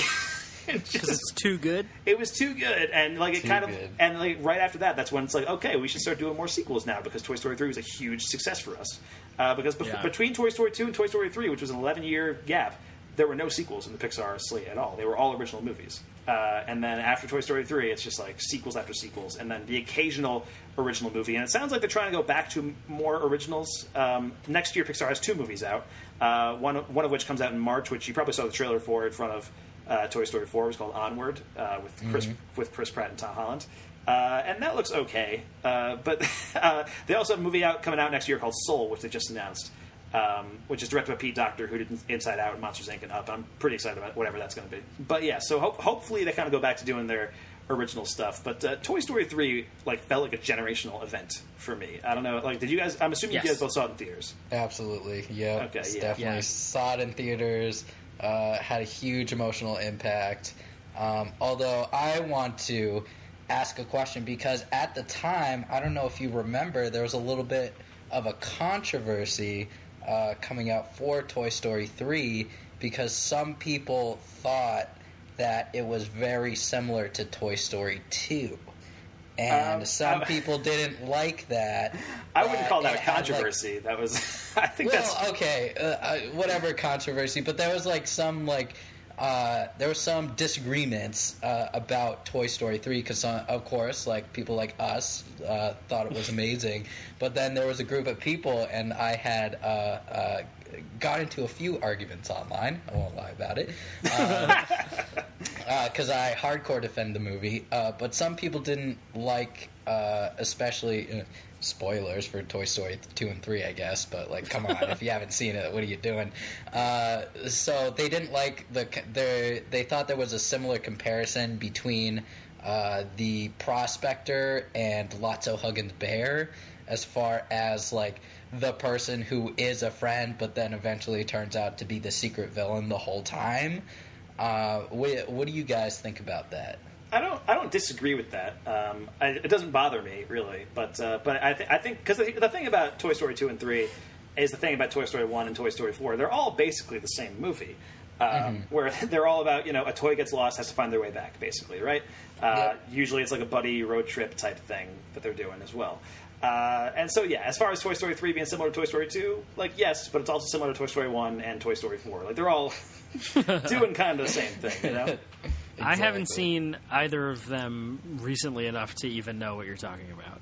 Fair enough. I will say, I mean, we haven't gotten to our Toy Story 4 review yet, but speaking of the Lotso Huggin' Bear, Stinky Pete comparison, I think they actually do a pretty good job of subverting that expectation in this movie. Yes, I agree. But anyway, so yeah, Toy Story 3 felt like a big generational event when it came out. I'm pretty sure it came out in like my last day of school that year. Because I remember getting out of school around noon, like it was a half day, and then heading to the theater right after that and seeing everybody that I knew there. Like it was a like 2:00 matinee showing of the movie or something like that. My friends and I had like an entire half of the theater just completely filled on our own. And it was incredible. It was like one of those just like movie-going experiences. Just like everybody I know is watching is like hyped and ready for Toy Story 3 right now. And that's happened a couple of times in my life where like everybody I know is just in this movie theater for some reason. The last time that happened was Deadpool 2, weirdly enough. But it happened with Toy Story 3, and I don't know if you've ever heard a room full of 17-year-olds trying not to cry. But it's hilarious. I was gonna bring that up actually. So it must have been the end of my freshman year then, because I forgot when in the year in 2010 it came out. Right. So when was it released? It must have been May, June. It was June 2010. Yeah. Yeah. So it must have been the end of my freshman year of college. And I had that similar situation where I know, like my group of friends, like, it was probably like 6 or 7 or 8 of us. Yeah. Went to the movie theater, and we got there, and like our whole floor was there, like from our dorm, and it was that same situation where it's like a bunch of like, 19-year-olds like trying to do that thing from Cloudy with a Chance of Meatballs, who was like, "Get back in there, Tier." We're like, you can't show any emotions. It's exactly like that. But rewatching these movies recently for the first time in a while, like they gave me a renewed appreciation for how good they are at dealing with themes that you don't normally see in kids' films, which I like. They're themes of abandonment and loss and regret and sadness and rejection. Like they're still a ton of fun and funny and like action packed and everything, but there's a core sadness throughout the Toy Story series that I'm really drawn to. I think the ending of Toy Story 2 in particular really knocked me out when I was watching it on the plane the other day, which ends with Woody acknowledging that the good times with Andy aren't going to last, and he knows it. And it's really heavy. Like it plays like a nice moment in Toy Story 2 where it's like, like Buzz says, like, "You're okay with this?" And it's like, yeah, it'll be fun while it lasts, and that kind of thing. And that's like that's how the movie ends. And watching that, it's like Toy Story 3 almost had to happen just so you see what what the fallout from that's going to be. But yeah. And then of course Toy Story 3 is Andy leaving, going to college, and I think the moment that always affects me the most out of any of these films is the small moment when Andy's mom walks into his room after it's all packed away and he's about to leave. It's just the small moment where she kind of tears up, and it's like I remember watching that with my mom right before I left for college, and like just having that like reflected on the screen, it was like it was a lot. But it's First of all, I want to acknowledge what friends you had went to the most supportive high school of all time, because I did not know anybody who who was psyched to see Toy Story 3 in theaters. Really? I wish I was surrounded by those kinds of people, because that was definitely not my high school experience. Really interesting. One of the thing about Toy Story 3, it opened on the same day as Jonah Hex. And they were like two of my friends who were making fun of us because we were all going to see Toy Story 3 and they were going to see Jonah Hex instead. And I was like, dude, it's like you fucked up. Like, what are you doing? Yeah. How dare you? That was the wrong decision. Yeah, it was 100% the wrong decision. I think about that all the time, and I'm like, what's wrong with these people? But yeah, I'm sorry you didn't have that experience, Jordan. So did you have friends that you went with, or were you alone for seeing Toy Story? No. I went alone. Yeah. Yeah. Did you? I think who did I see it with? It was probably my family. I don't remember who I saw it with, but it was most likely family. Like how? Why did you go to such a cool high school and I did not? I don't know. Luck of the draw, I guess. Yeah, but Toy Story 3 is a movie that's very much about the inevitability of change, about remembering the past but looking towards the future, and it's also like a pretty great prison escape movie too. So like that's cool. Yeah, right. And as much as the Shawshank in there. Yeah, as much as the ending has always really affected me in previous viewings, it has always there was like something that kept me at sort of a remove at the end. I think it's the sight of a 17-year-old like playing with toys at the end, like literally as he's about to drive off to college. Like I think it's a great moment, but it also comes off as like a little bit silly. At least I thought that in previous viewings. This time around, it kind of struck me that we don't really know that much about Andy outside of the perspective of the toys. But one thing we do know about him is that his dad isn't in the picture. Like his, it's just his mom and his sister and him, and maybe his dad died or maybe he left. But I feel like my interpretation watching it this time around was that like Andy grew such an emotional attachment and spent all these times with these toys as a sort of coping mechanism for whatever happened with his dad. And it's why he still has that toy chest in his room in the third movie, and it's why he kept all these toys around, and why he doesn't want to toss them or donate them, because they like genuinely mean something to him because of that time in his life. So the ending in which Andy gives the toys to Bonnie feels like just as big a moment for him as it is for Woody and the gang, because he's finally like letting go and starting this new chapter in his life, which I thought that's not something that even occurred to me in previous viewings of Toy Story 3, but like watching on the plane, that that occurred to me, and it just felt like a very subtle way to kind of have Andy exit these movies. And it's a note that feels like a very definitive end for the series too, which was also the thing, except it's not now, because here comes Toy Story 4. Coming in hot. Exactly. I remember reading or watching a video essay online that kind of like pointed out that in the whole Toy Story thing, there's like hints of like of like a divorce going on. So I think like maybe, I don't remember exactly what it was, and I'm probably going to get this wrong, but it maybe like Andy's mom might have had like a wedding ring in like the first Toy Story, and then she doesn't have it in Toy Story 2 or some. There's visual hints that there's like kind of a divorce going on in the background, so that analysis like totally makes sense. I don't know. Any other Toy Story thoughts, guys, before you move on to actual review of Toy Story 4? It's just so sad. That's all. I just want everyone to be sure that we're clear about that. Yeah, that's fair. It's hella These movies sad. are sad. They're sad, but they're also like a blast. They're super fun and funny and like enjoyable. But they really they tug at the heartstrings with like increasingly with each movie. And it's a really weird aspect of it, but it's also an aspect I really like about it too. Mm-hmm. So there is that. If you think about it too much, you're gonna just go down a deep dark hole that you can't climb out of. Because imagine, so these toys cannot like die without completely being destroyed. Because you can kind of like take these toys apart, right? And in the first Toy Story, you see the toys in Sid's room. There's like there's a fishing rod with legs, and that toy is sentient. So, like, you can take them apart, you can put them together, and the toy is still alive and has sentience. So, like, imagine what like a giant like dump is, or like where trash goes.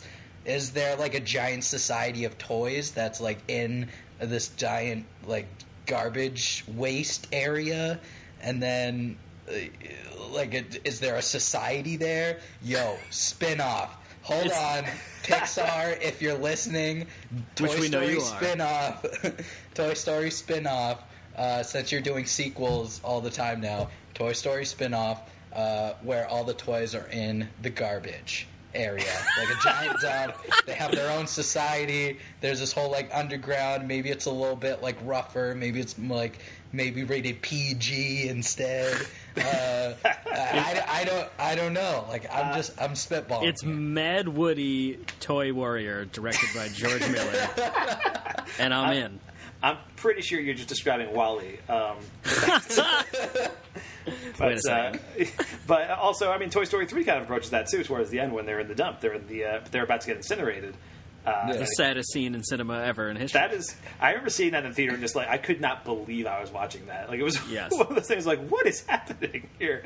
And then, I mean, it's such a great cathartic moment when the claw comes down and the aliens are back. It's a little bit of a Deus Ex Machina, but it works and it's really good. But yeah, all right. I think we've retrospectived Toy Story enough, guys. So let's move on into our featured review of Toy Story 4. Everyone, Bonnie made a friend in class. Oh, she's already making friends. No, she literally made a new friend. I want you to meet Forky. Hi. Hello. Hi. He's a spork. Yes, yeah, I know. Forky is the most important toy to Bonnie right now. We all have to make sure nothing happens to him. Woody, we have a situation. I am not a toy. I was made for soup, salad, maybe chili, and then the trash.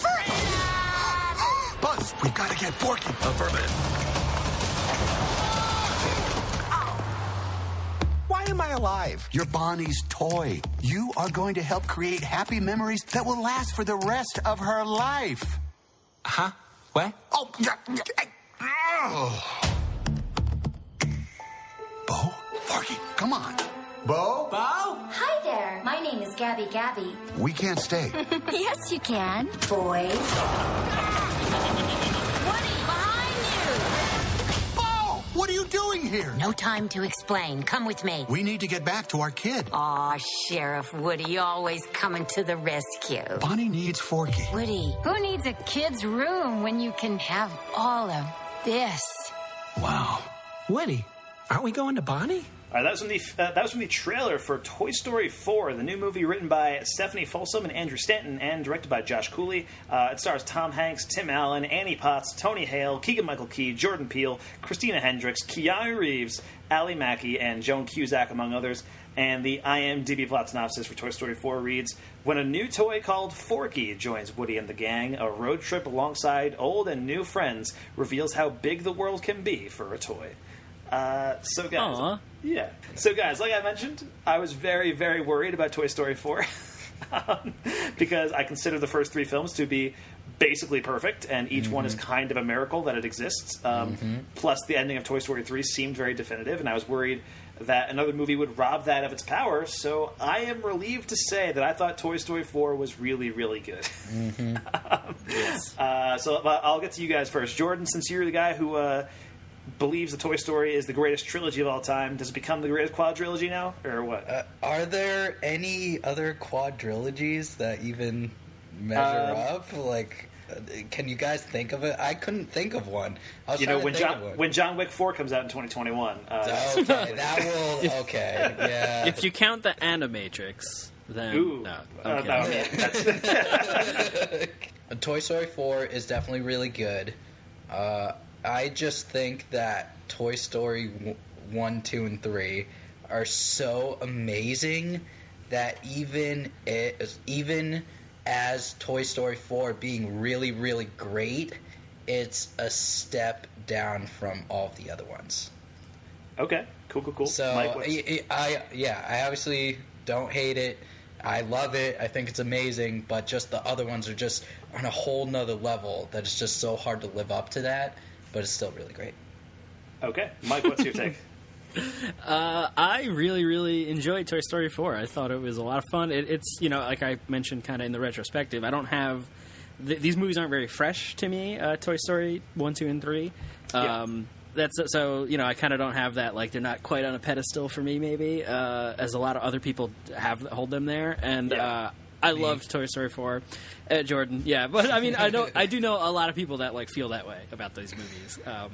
And I was, like, you know, we kind of mentioned, too, I was sort of nervous. I had no hype in a way, because I was just kind of like, whatever, yeah, let's see what happens. Right. You know, Pixar's kind of taken a dip in quality in general, like you talked about. So, like, whatever, anything can happen. And I was, by the end of the opening credits, I was crying. I was like, oh yeah, here we go. We're doing it. Toy Story is happening in my face. Yep. Yeah, that's it. Like, I was crying by the end of the opening credits, and I was just ready to go. And it hits on all the Toy Story beats that I remember in terms of, like, what a Toy Story movie, quote unquote, should be. It's really funny. It's really sad. It's heartwarming. It's got a great kind of message. Just, you know, accepting yourself, man. It's be who you're gonna be, and that's it. And I feel like that's kind of run through, you know, from.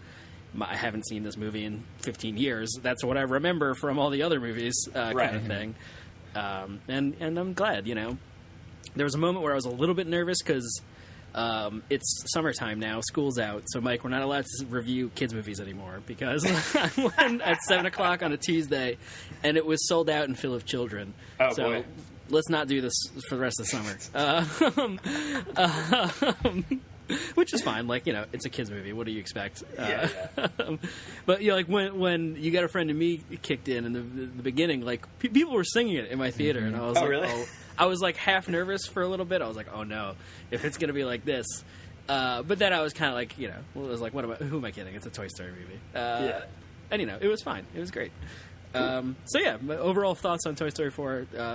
It's a Toy Story movie, and it's amazing, and I'm relieved and happy that it exists. Yeah, fair enough. Like I said, I was super nervous, and I really didn't have a ton of hype going into Toy Story 4 because A, I was nervous, and B, the trailers really didn't do that much for me. Like, whenever there was a trailer of Toy Story 4, I felt like I didn't feel anything, you know? So I am relieved to say, I really enjoyed Toy Story 4. I liked it a lot. I'm kind of with Jordan where it's not quite as good as the first three movies, but again, those movies are basically perfect. Like, it's few things are as good. Exactly. Very few things are as good as those first three Toy Story movies. And I think what this movie does in the aftermath of Toy Story 3 is really smart and really works. It takes a lot of the loose ends that are left open from the third one, like the disappearance of Bo Peep, which was one of those things in Toy Story 3 that's kind of just a throwaway line in Toy Story 3 where they mentioned that Bo Peep disappeared or was taken away. And it hits you really hard when they say it, but it's one of those things where the movie kind of just moves on and then you kind of forget about it. But this movie really deals with that, and a couple other things from Toy Story 3 as well. It closes those loops and then ends on yet another note of very definitive closure. Like, it's a smart movie with another really great ending that made me cry, and I now pray to the Disney gods that we never get any more of these movies ever again, because I can't take the anxiety of wondering whether they're going to fuck it up. Like, I can't do it anymore. I spent years being like, man, I don't know about Toy Story 4. I don't know, guys. And now it's out and it's good, and I'm super happy that it's good. But it's just one of those things where it's like, all right. And the movie ends in such a way where I was like, if they did a Toy Story 5, it would have to be drastically different from whatever the Toy Stories would be, which is good. But I also just don't want them to make it anymore. It's know they can make the shorts and stuff they did with Toy Story. After Toy Story 3 came out, they made a couple shorts and they made a couple of TV specials. That's fine. Just don't make it a full Toy Story 5 anymore. It's definitively done now. I feel like. And I felt that way after. I know. I felt that way after Toy Story 3. But I'm saying it again. You're tempting fate every single time you're making a Toy Story movie. Yeah. But the movie is really good, and I think what I liked about it is really Woody's story. It feels like, the fallout from how would Woody react after everything that happened with Toy Story 3. And yes, they have all been Woody's story, but he's really the center of this movie, along with Bo Peep and Buzz, and then the rest of the old characters are mostly sidelined in favor of new ones like Forky and Ducky and Bunny and Duke Kaboom, and all those new characters are a blast. But it is also a little frustrating that characters like Jesse and Rex and Ham, they're just kind of chilling in the van the whole movie. Yeah, agreed. Which I think is, partially a storytelling issue, but also partially maybe a logistical issue of not really being able to use Slinky or Mr. Potato Head, because both those voice actors passed away. Slinky. Slinky was voiced by Jim Varney, who died before Toy Story 3 came out. So if you notice, Toy Story 3, Slinky has very, very few lines, and then Mr. Potato Head was voiced by Don Rickles. And if you notice that he has very few lines in this movie, that is the reason why. He has 2 lines. Yeah, he actually did not record anything for the movie. They took all the Potato Head lines from like various things that he had recorded over the years, like stuff for theme parks and things like that as Potato Head. So the main characters that you know and love, like they're in the movie and they have some funny moments, but they're not really the focus of the movie. And I get it, and I'm super satisfied with the movie as it is. But it's one of those things where it's like I really would have liked just like a couple more minutes with Jesse, like one of those things. Yeah. I was pretty impressed with the way it kind of it kind of just goes right. Kind of feels like it picks up right after Toy Story 3 ends. I mean, I don't really remember per se exactly how it ends, Toy Story 3, but that opening credits kind of shows us the whole previous trilogy a little bit. The kind of transition as Andy grows old and passes the toys on to Bonnie, and then as she grows up a little bit between movies, and we're just in it and we're doing the thing, and I was kind of impressed that it handles that time jump in some way, or it felt natural. I don't know if that makes sense. That's also part of the thing. I mean, the movie is telling a very specific story, but like when it was first starting, and I knew this going in, but like, Toy Story 3 accounted for the time jump, the 11 years between Toy Story 2 and 3, like that happens in real time with the movie, right? Andy grows up in between those movies, and then this movie, even though it's been 9 years since Toy Story 3, it takes place like a year later, I think. I mean, Bonnie was in preschool in Toy Story 3. And then she started kindergarten in this movie, so it's got to be like 1 to 2 years later, I guess. So there is like a bit of a time jump, but definitely not as drastic of one as there was between 2 and 3. And part of me was like, oh, maybe we'll pick up with like Bonnie when she's 15, but like that would basically just be the same movie as Toy Story 3. So I get why they didn't do that. And it makes sense for what this movie's going for, especially because the main character in the movie is Forky, and and you really need Bonnie to be like 5 years old if that's going to work, Yeah, well, I mean, let's talk about Forky for a hot second in a non-spoiler way. We talked about reference that these movies are always have these dark themes and stuff that's on a higher level than a typical kids movie. This movie talks about like creating life and sentience and dealing with the implications of that. Bonnie, the 5-year-old, is a god. All humans are gods apparently to the toys. There's a line where one of the other toys asked Woody like, "When were you made?" And I was like, wait a second. And he knew the answer. And I was like, what the fuck? He said like sometime in the 50s. He said something like that. Yeah. Like, wait, that's heavy. That's pretty intense. Yeah, I know. We could have been made in the same factory. Like, they remember the factory. Oh man. I mean, to me, I don't know if that's like him remembering specifically when he was made. I think it was because in Toy Story 2 he gets the knowledge of like of Woody's Roundup and all that stuff. Yeah. So like he might. That much because he learned it later on in his life or something. That's right. So he learns the knowledge of good and evil, is what you're saying. It's a biblical allegory. Yes, that's right. But I mean, when is Jesus? Yes, correct.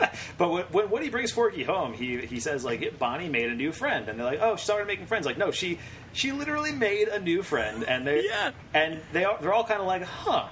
This is a thing that can happen. Okay, like that's, and I think the Triceratops, which by Kristen Shaw, Trixie, she's like, Woody, I have a question. No, actually, I have all the questions. And then Forky's whole thing is like he was made out of a spork, and he believes himself to be trash, and he just wants to go back to being trash, and like doesn't want to be the life of the toy, and so it's this weird like existential crisis that Forky is having, and it's a unique thing for like a kids movie like this to tackle. Which I kind of loved. I loved everything about Forky that first act of the movie. It was pretty great. Yeah, for sure. So does that mean that all trash has some sort of sentience? And then it would take it would take someone to bring them to life for them to actually like talk about being trash? There's this kind of nebulous consciousness happening in the garbage pail. And when arranged in a specific order, they have sentience. So in the Toy Story spin-off, is all the trash sentient? Well, I don't know. I think we're getting into Sausage Party questions. Do you guys ever see that movie, Sausage Party? Yes. That's like that's a point where it's like, you know, the food is all able to talk and have eyes and stuff, but then like at one point, and you see like a used condom, and you see like, you know, toilet paper rolls that all have sentience, and it's like, it kind of takes the Toy Story concept and goes to like its next like horrifying level of conclusions. Exactly. Which I don't think Toy Story 4 approaches quite as far, but it's starting to get there with Forky. I gotcha. But Tony Hale voices Forky, and he's great in the role. He's just, you know, completely freaking out the entire time, and it's awesome. The animation is great also because like it's Pixar, but the animation is always pretty stellar. I think the set pieces in this movie are a blast. Like the action set pieces are really cool. I love this new version of Bo Peep also, who gets to be a real main character in this movie as opposed to just like a side character in the first two. Yes, agreed. Yeah. I mean, that's it. She's great. There's not really much to say. It really it does a great job of introducing a lot of new supporting characters, which is what I really liked. Like you mentioned the point of, the old characters that we grew up with and know and love kind of get sidelined. Understandably so, but it's it's a little frustrating. But then you get this injection of energy with these new characters, with Key and Peele, who just like riff on each other and just create this whole like they're just like a team of what's the word I'm looking for? Comedy. Yeah, duos? like comedic. What am improvisers? Comedic relief. Yeah, comic relief. That's the word I'm looking for. So they're just this like team of comic relief that is really great. And then Keanu Reeves. I mean, it's the Keanu-sance. Come on, guys! This just reaffirmed everything. Like, you know, Keanu Reeves is in Toy Story 4. That's great, but does he do a good job? And he kills it. Yeah, he is awesome in this movie, and Key and Peele are great. I was reading that apparently they improvise a lot of their stuff too, which you can kind of tell as well. You can definitely tell. But yeah, they're great. Keanu Reeves is great. I forget the name of the actress who voices Giggles, but she's great too. I enjoyed her. Yeah. But yeah, I did love all those new characters, and they do kind of give the movie an energy that maybe having the old characters in such a prominent way might not have given the movie. So there is that as well. There's also like a little bit of a horror movie thing going on here, which I appreciated as well. I'm struggling to think of who Gabby Gabby reminded me of, but I've definitely seen like the super polite but insanely evil villain thing done before. And, I mean, it's like a little bit of Annabelle kind of thing going on. There's definitely some Annabelle, like, there's so many movies with, evil dolls. Just the same weekend as Toy Story 4, the new Child's Play remake came out. And then this weekend Annabelle 3 comes out. It's like, it's a weird thing where it's like, this is a lot of talking toy movies in theaters right now. And the marionettes looked a lot like, the Gabby's, like, henchmen guys. Benson or whatever the hell they were called. Yes, they look like the ventriloquist from the Goosebumps. That's what I was going to say. Okay, Slappy, right? Or something like that? Slappy, Slappy. Yeah, that was those ventriloquist dummies are going to haunt kids' nightmares for a generation. Absolutely. I'm really glad it leaned into the fact that ventriloquist dummies are scary no matter where they are, especially in an antique store. Exactly, and I think it's easy to forget at this point that Tom Hanks and Tim Allen are voicing Woody and Buzz because they've been doing the roles for so long. It's one of those things where I feel like I'm just watching Woody and Buzz at this point. But I want to give props to Tom Hanks specifically for really crushing it in this movie. But also, I mean, Tim Allen is good too. It just something about Buzz felt off to me in this movie. I'm curious if you guys felt the same way. He just seems dumber to me, than he has in previous movies. I agree. Yeah, I felt that too. The whole inner voice thing was a good gag, and it's a good gag, and it pays off well in the end. It definitely pays off, but it was just like, why are they leaning really hard into this? I don't. Yeah, when he first started doing the inner voice thing, I was like, did he revert back to original Buzz Lightyear again? Did that happen somehow? Well, it was just very strange. Didn't he get reset in Toy Story 3? If I don't remember. Yeah, he goes back to normal at the end of that movie. Yeah, it's he turns into he gets reset in every movie, except for this one. In original Toy Story, he's original Buzz, and then he gradually becomes aware of his own existence as a toy. And then in Toy Story 2, he doesn't get reset, but you meet another Buzz Lightyear who is original Buzz. Yeah. Right. And then in Toy Story 3, he gets reset into original Buzz, and then he gets reset again into Spanish mode, and then he goes back to normal. Yeah. But yeah, this one he's regular Buzz the whole way through, but just that recurring bit, it just felt like Buzz was like way dumber than he usually is, and it felt off to me. I agree. Yeah, it felt like just in general, Tim Allen / Buzz were like used less. I mean, he definitely features prominently, but like you said, this is really Woody's like story and Woody's movie. It's very much Woody and Bo Peep, honestly. Like it's for sure. And I was surprised about that because I enjoy Bo Peep. Rewatching those movies again, this is going to sound super weird, but Woody and Bo Peep have a real sexual energy about them in the first two Toy Story movies. This is a Toy Story that fucks. Oh, yeah. But the first movie ends with them under the mistletoe and Bo Peep pulling him off camera, and then he comes back. He comes back with lipstick all over his face and that kind of thing. And there's they had the flirty banter and stuff like that in Toy Story 1 and 2. And so Toy Story 4, I think giving Bo Peep more of a spotlight and really turning her into Disney over the past few years has really tried to lean hard into the strong female heroine character. In a way to kind of make up for their past of not really having that and being the typical princess character. So you're seeing Elsa from Frozen and Moana, and now I think Bo Peep is kind of falling into that same category here. And I think it's a great reinvention of the character. Honestly, I think I think what she goes through in this movie, what it's implied that she's gone through in the past, how she's been living on her own for 7 years, and Woody's horror that she's a lost toy and stuff. I'm veering into spoiler territory at this point. But we already know that Bo Peep disappeared, so it's right. Yeah. But I think what they do with her character is really, really great, and where it ends, without going into spoilers, I think is really, really strong. Yeah. For both Woody and Bo Peep, and for the rest of the characters. And again, I just never want to see Toy Story 5. Just leave it as is. Yeah. Please, God, don't. I will buy the box set with Toy Story 1, 2, 3, and 4, or whatever, and just that's it. That's all we need. That's it. Yeah, Bo Peep is just hella badass, and yes, knowing kind of my history with Disney, I think Bo Peep is going to awaken a lot of sexual energy for some children out there who are going through some life changes, if you know what I mean. All right, that's more information than I think we need, but yeah, all right. Let's move on. My first crush ever was Jasmine, so... Okay. I'm just saying, hey... there's a lot of cartoon characters out there that awaken some stuff in some youngins. So there's somebody out there that's going to be the Bo Peep's going to be their Jasmine.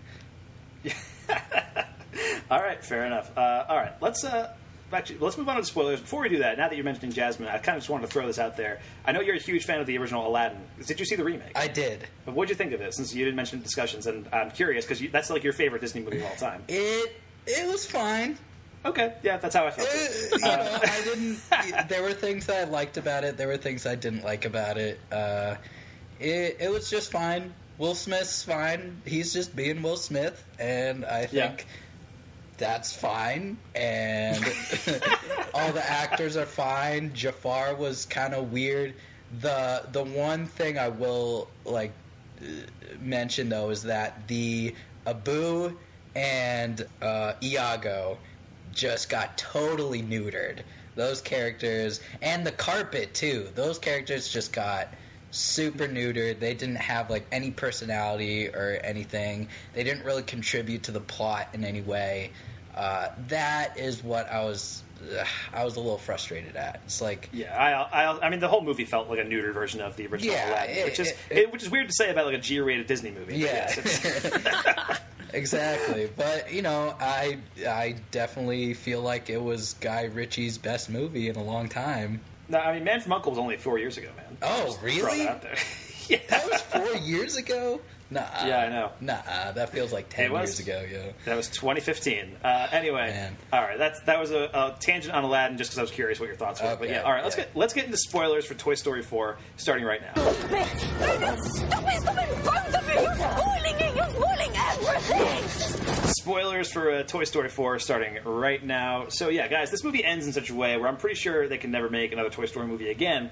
Or if they do, it's going to have to be really different from what came before, because it ends with Woody leaving his friends behind to go be a lost toy with Bo Peep and travel around helping other toys get kids. And I think it's basically the perfect ending for Woody.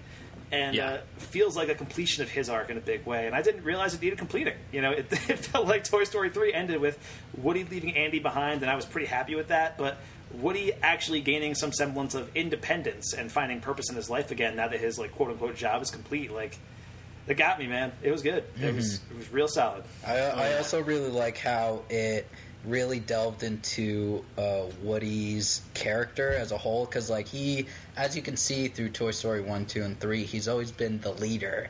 He's like the head honcho. He makes the decisions. He comes up with the plans. And in this movie, he's in this kind of world that he's not familiar with, and he makes a lot of mistakes. And I think that kind of it weirdly, you know, obviously this is all about, the series is all about toys coming to life, but it really makes him like human. You know, like he like makes like terrible decisions, and but it's within the character because he's used to leading and doing his own thing, and then other people are like, why did you do that? That was super dumb. Yes, the scene where Bo Peep is talking to Keanu, Duke Kaboom, about it, like the stupid thing that Woody did like a few minutes earlier. Yeah. And Keanu was just like, "Oh, who did that? Was that you?" That was great. Yeah. It was like, wow, that guy must have been an idiot. And then Woody's standing right there. Yes, but yeah, you're right. I mean, he finds himself in this unfamiliar place, especially, I mean, in Bonnie's room. Like, he considered himself the leader. He was the leader of all the Andy's toys because he was Andy's favorite toy, but he's not Bonnie's favorite toy anymore. You know, and it's him kind of dealing with that. And you know, it seems like, you know, or Dolly, played by Bonnie Hunt, is like the leader of that room in some ways. But you know, they might have like less of a leader and more just like a, you know, a democratic society or whatever. I don't know. But like Woody's kind of conferring with Dolly, and it seems like Woody's trying to lead his guys while Dolly's leading theirs and all that stuff. But then, you know, Woody keeps getting left behind in the closet while everybody else gets, you know, played with by Bonnie and everything, and it's starting to get to him. There's a great scene when he's in that closet with I don't know if you guys saw who was playing those toys that he was talking to, but that was like Mel Brooks, Carl Reiner, Betty White, and Carol Burnett. Wow! Oh my god, that's amazing! And all of their names in the credits are puns on their real life names. So it's like Melephant Brooks, and like Carl Reinshare or something, and like Bitey White or whatever. But they're meant to be like, because they're like the veteran toys that Bonnie outgrew, and so they're trying to like, they're like the old hands who are like, yeah, we've been through this, like, and they're kind of welcoming Woody into retirement, in some way, and so I think that casting is pretty amazing. When he gets his first dust bunny, yes, yeah. What are you gonna name it? Oh, the name listing, hilarious. Yes, that was pretty great. But yeah, so the ending of the movie with Woody leaving with Bo Peep. I mean, the flashback scene at the beginning, Mike, you mentioned you were crying by the opening credits, and yeah, I had the same reaction, you know. Yeah. Which that opening flashback where we see like how Bo left, how like, which you never got to see in Toy Story 3, was heartbreaking. But also right before that, the rescue of RC was thrilling as hell. You know? Yeah. Yes. But then, you know, following that up with the montage of Andy growing up, playing with the toys, and then giving the toys to Bonnie, like it, you know, it worked on the waterworks. But then, you know, at that point, like I cried then a little bit, like I didn't, my eyes like teared up. I didn't like, you know. But then at the end of the movie, like I felt like tears on my face. Like it was just, you know, one of those things. I was very grateful that I saw the movie in 3D because the glasses hid my emotions. I was like a couple steps below full sob. Prior, not quite at the ending, not with Woody's departure and that whole thing. But when Gabby finds she sees the lost girl at the carnival. Oh yes. Like I don't know what happened, but man, that got me. That got me real good. Yeah, I mean that whole thing. I really like what I mentioned this before. I really like what they did with Gabby in this movie, who starts off as the villain, and she's played by Christina Hendricks, who's great. And it seems like she'll be like another Stinky Pete or another Lotso. But instead is like a genuinely sympathetic character who, you know, is really just trying to get picked up by a kid. It's not like, you know, Stinky Pete or Lotso who had like these nefarious motivations. She's like just trying to steal Woody's voice box, but just so she can get taken by this kid. And then the moment where she has the voice box and the kid like kind of picks her up, and they're like, "Oh, you can take her home if you want," and the kid's like, tosses her into the box. The box. Oh my god! Yeah. I'm sorry. I started cracking up because I did not expect that, because you don't expect that from a Toy Story, because like the welling of music, and you're like, oh my god, she's finally, this is it, this is her moment. And the kid's just like, nah, toss. I think this movie really drove home the point that most kids aren't like Andy or Bonnie. You know, it's one of those, like, you know, there's a lot of like tragedy in terms of like the kids, like that kid who tosses the doll in the box. It seems like she's known for just like picking up toys and like forgetting them places, and stuff like that. Or there was a Duke Kaboom's backstory where he was. He's playing with this kid in Canada or whatever, and the kid, like, you know, just abandons him as soon as he realizes that he can't jump the way he does in the commercial and that kind of thing. Rijon or something like that. Right? Yeah, it was Rijon. Yeah. But did you guys catch in the credits too? The person that was the voice actor for the Kaboom commercial was Flea. Yes. It's like, that's amazing. What? Pretty awesome. I love the casting of these movies. Yeah, there's a ton of weird cameos in the movie. I mean, you mentioned Flea. Bill Hader also pops up for a bit as was it Axel the Carney? I think. Okay, that makes sense. Yeah. Is what it is, and a couple of other ones like that. Also, I don't know. Did you guys stay through? I'm assuming you guys stayed through the mid credits. Did you stay through the very end of the credits? I did not. Okay. Like the very, very end? Yeah, the very end. Because it's not a scene, but they changed the Pixar logo at the end, where instead of the lamp coming out, it's Duke Kaboom on a motorcycle. And it's Keanu going like, "Oh yeah!" And he's like bouncing on the eye, going like "bonga bonga bonga." It's great. Also, they got Keanu to say "whoa" in the movie twice. Yes. I was pretty happy about that. That's amazing. I'm glad. I'm looking forward to more Keanu Sounds movies where he just quotes The Matrix. Happened in John Wick 3. I'm in. Yeah. I mean, did you see the rumor that the Wachowskis might be doing this new Matrix movie with Michael B. Jordan as Morpheus? Like, fucking Let's go, what? baby. Oh my god, that'd be Get me some Keanu going. But yeah. Anyway, back to the actual ending of the movie. I mean, the you know, that whole sequence with, you know, but like Woody saying goodbye to Bo, and then Buzz saying like, "Hey, she's going to be okay," and like Woody thinks he's talking about Bo, and it's like, no. Bonnie is going to be okay. Yep. You should go. And then, you know, you see all the old toys coming up. I think the moment where it really started to get me was when Jesse runs up and hugs Woody. Mm-hmm. That got me. And then, you know, Woody and Buzz hugging. And then when Woody gives Jesse his sheriff's badge, like I lost it. It's all perfect. Oh yeah, just full cry. that came full circle because at the beginning, Bonnie took the sheriff badge from Woody, and then he was like. You could tell, like, he was definitely struggling at that point, but then he willingly gives it away at the end, and that was a very touching moment. Just the whole goodbye, and they were all just so supportive, which kind of it was weird. Like Mike's friends in high school. Yeah, they were very supportive, and I just expected everybody to be like my high school friends, but I guess that's not everywhere. So, I mean, if it was more realistic, two of those toys would have left to go watch Jonah Hex. Exactly. But they were just like, I guess I didn't expect it. I expected them to be like, no, Woody, you know, stay. But they just came out. They were like, nah. It's on the look too. They just looked at him and it's like, nah, you're good. Yeah, go be free. Yeah, this is right for Woody, and they support that. Exactly. Yeah, which was pretty awesome. And so I love that ending for Woody, and that he's with Bo and the other toys like Ducky and Bunny and Keanu, Duke Kaboom. It's just Keanu. And they're just hanging around the carnival, like giving toys to kids and that kind of thing. That was great. That's a great way to end this movie, and like a great way to give Woody like a renewed purpose in his life too, which is great. I totally love too with like kind of Woody's arc, where there's that scene kind of midway through the movie when after he jumps out of the RV to rescue Forky, and they're walking back. To the town or whatever, and he kind of tells the whole story of what's been going on, and Forky just like completely deconstructs him, where he's like, "Oh, it sounds a lot like you haven't been able to move past your, you're no longer with Andy, and you feel like you have no purpose in life." It's fucking great. Yeah, Forky's amazing in this movie. I loved Forky. Apparently, Forky's getting his own Disney Plus series. From what I understand. Of course. So, you know, I will Forky probably Vision. watch that. It's going to be amazing. Yeah, it's going to be crazy. But, yeah, Forky was great in the movie, and the implications of Forky are insane. The movie ends with Bonnie creating another one. Yes. Knifey or whatever. Knifey. Which, you know, which I'm terrified of the implications that Bonnie's going to keep making new toys out of trash. Like, is it the googly eyes? What is it that makes them sentient? Yeah. It's got to be. It's the googly. I think the thing that makes them sentient is her writing her name on the bottom of them. That's my guess.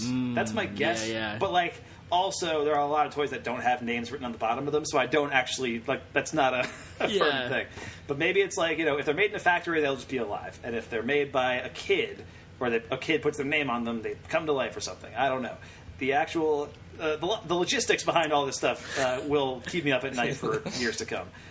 It's the pipe cleaner arms. That's the secret. That's what did it. Yeah.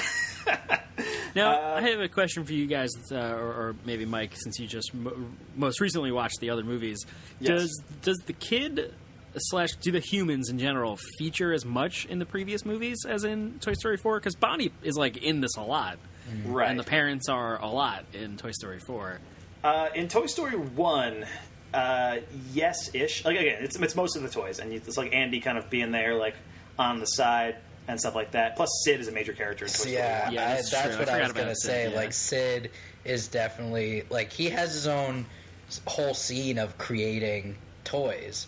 So, wait, does Sid technically create? Well, he doesn't create toys. He kind of takes them apart and puts them together. Right, so he rips powers. toys. Yeah, it's not the same thing. I remember he's taking toys that are already alive. The like Wild Wild West Spider Monster version of the doll. And that's about all I remember from Sid. Yeah, I mean, actually, rewatching Toy Story 1, I mean, that scene where the toys come out and scare Sid is one of the most terrifying. Like, I can't believe I watched that when I was a kid and wasn't like terrified out of my mind. Woody's head turning around, yo. Yeah, it turns all the way around like in The Exorcist. It's great. Which is funny, actually, now that kind of the callback to that in this one a little bit with Bunny and Ducky. Is that what their names? Key and Peele's characters? Yeah, Key and Peele. Every one of their plans involves attacking the humans. Yes. Which is hilarious. The funniest stuff in the movie to me was when like they were like, all right, like we got a plan. It's called the Plush Rush or something. Yeah, and they would just like, and it would just show them like on the side, be like, ah! It was great. But one thing that I noticed, though, that even, I guess there's just, like, this rule that you can't, like, expose yourself to humans, because even Forky gets that concept, even though he just became a toy, which I thought was interesting. So, like how? Like, once you become sentient, that's just, like, ingrained. This is a whole other tangent that obviously can't be answered, but I just thought it was interesting that it must be like as soon as you're a sentient being, like there's a subconscious thing in your mind that makes you know, like, okay, like you can't be seen by humans or something. Being alive, like whatever. But it's interesting then for the moment at the end when Buzz just shouts out, "You left your backpack in the antique store." Oh, yes. Like he just talks in front of everybody. I mean, he's in a drawer, but like he just shouts it out. Right, but I mean, we like they have established that like the humans can hear the toys when they talk. Yeah. You know, because that's in the end of Toy Story. Like Woody actually like opens his mouth and says like, "So play nice," and that's what sends Sid screaming. So it can happen, but this movie pushes that a lot further than previous movies have too. Yeah, Bus is like, "You left your backpack in the antique store," or the GPS thing. The GPS, that's what I was going to I forgot about that. Which was pretty hilarious. Like, just turn right. And I also really loved the unicorn. I forget the unicorn. I think it's Buttercup. Jeff Garland's character. Just constantly trying to get the dad arrested.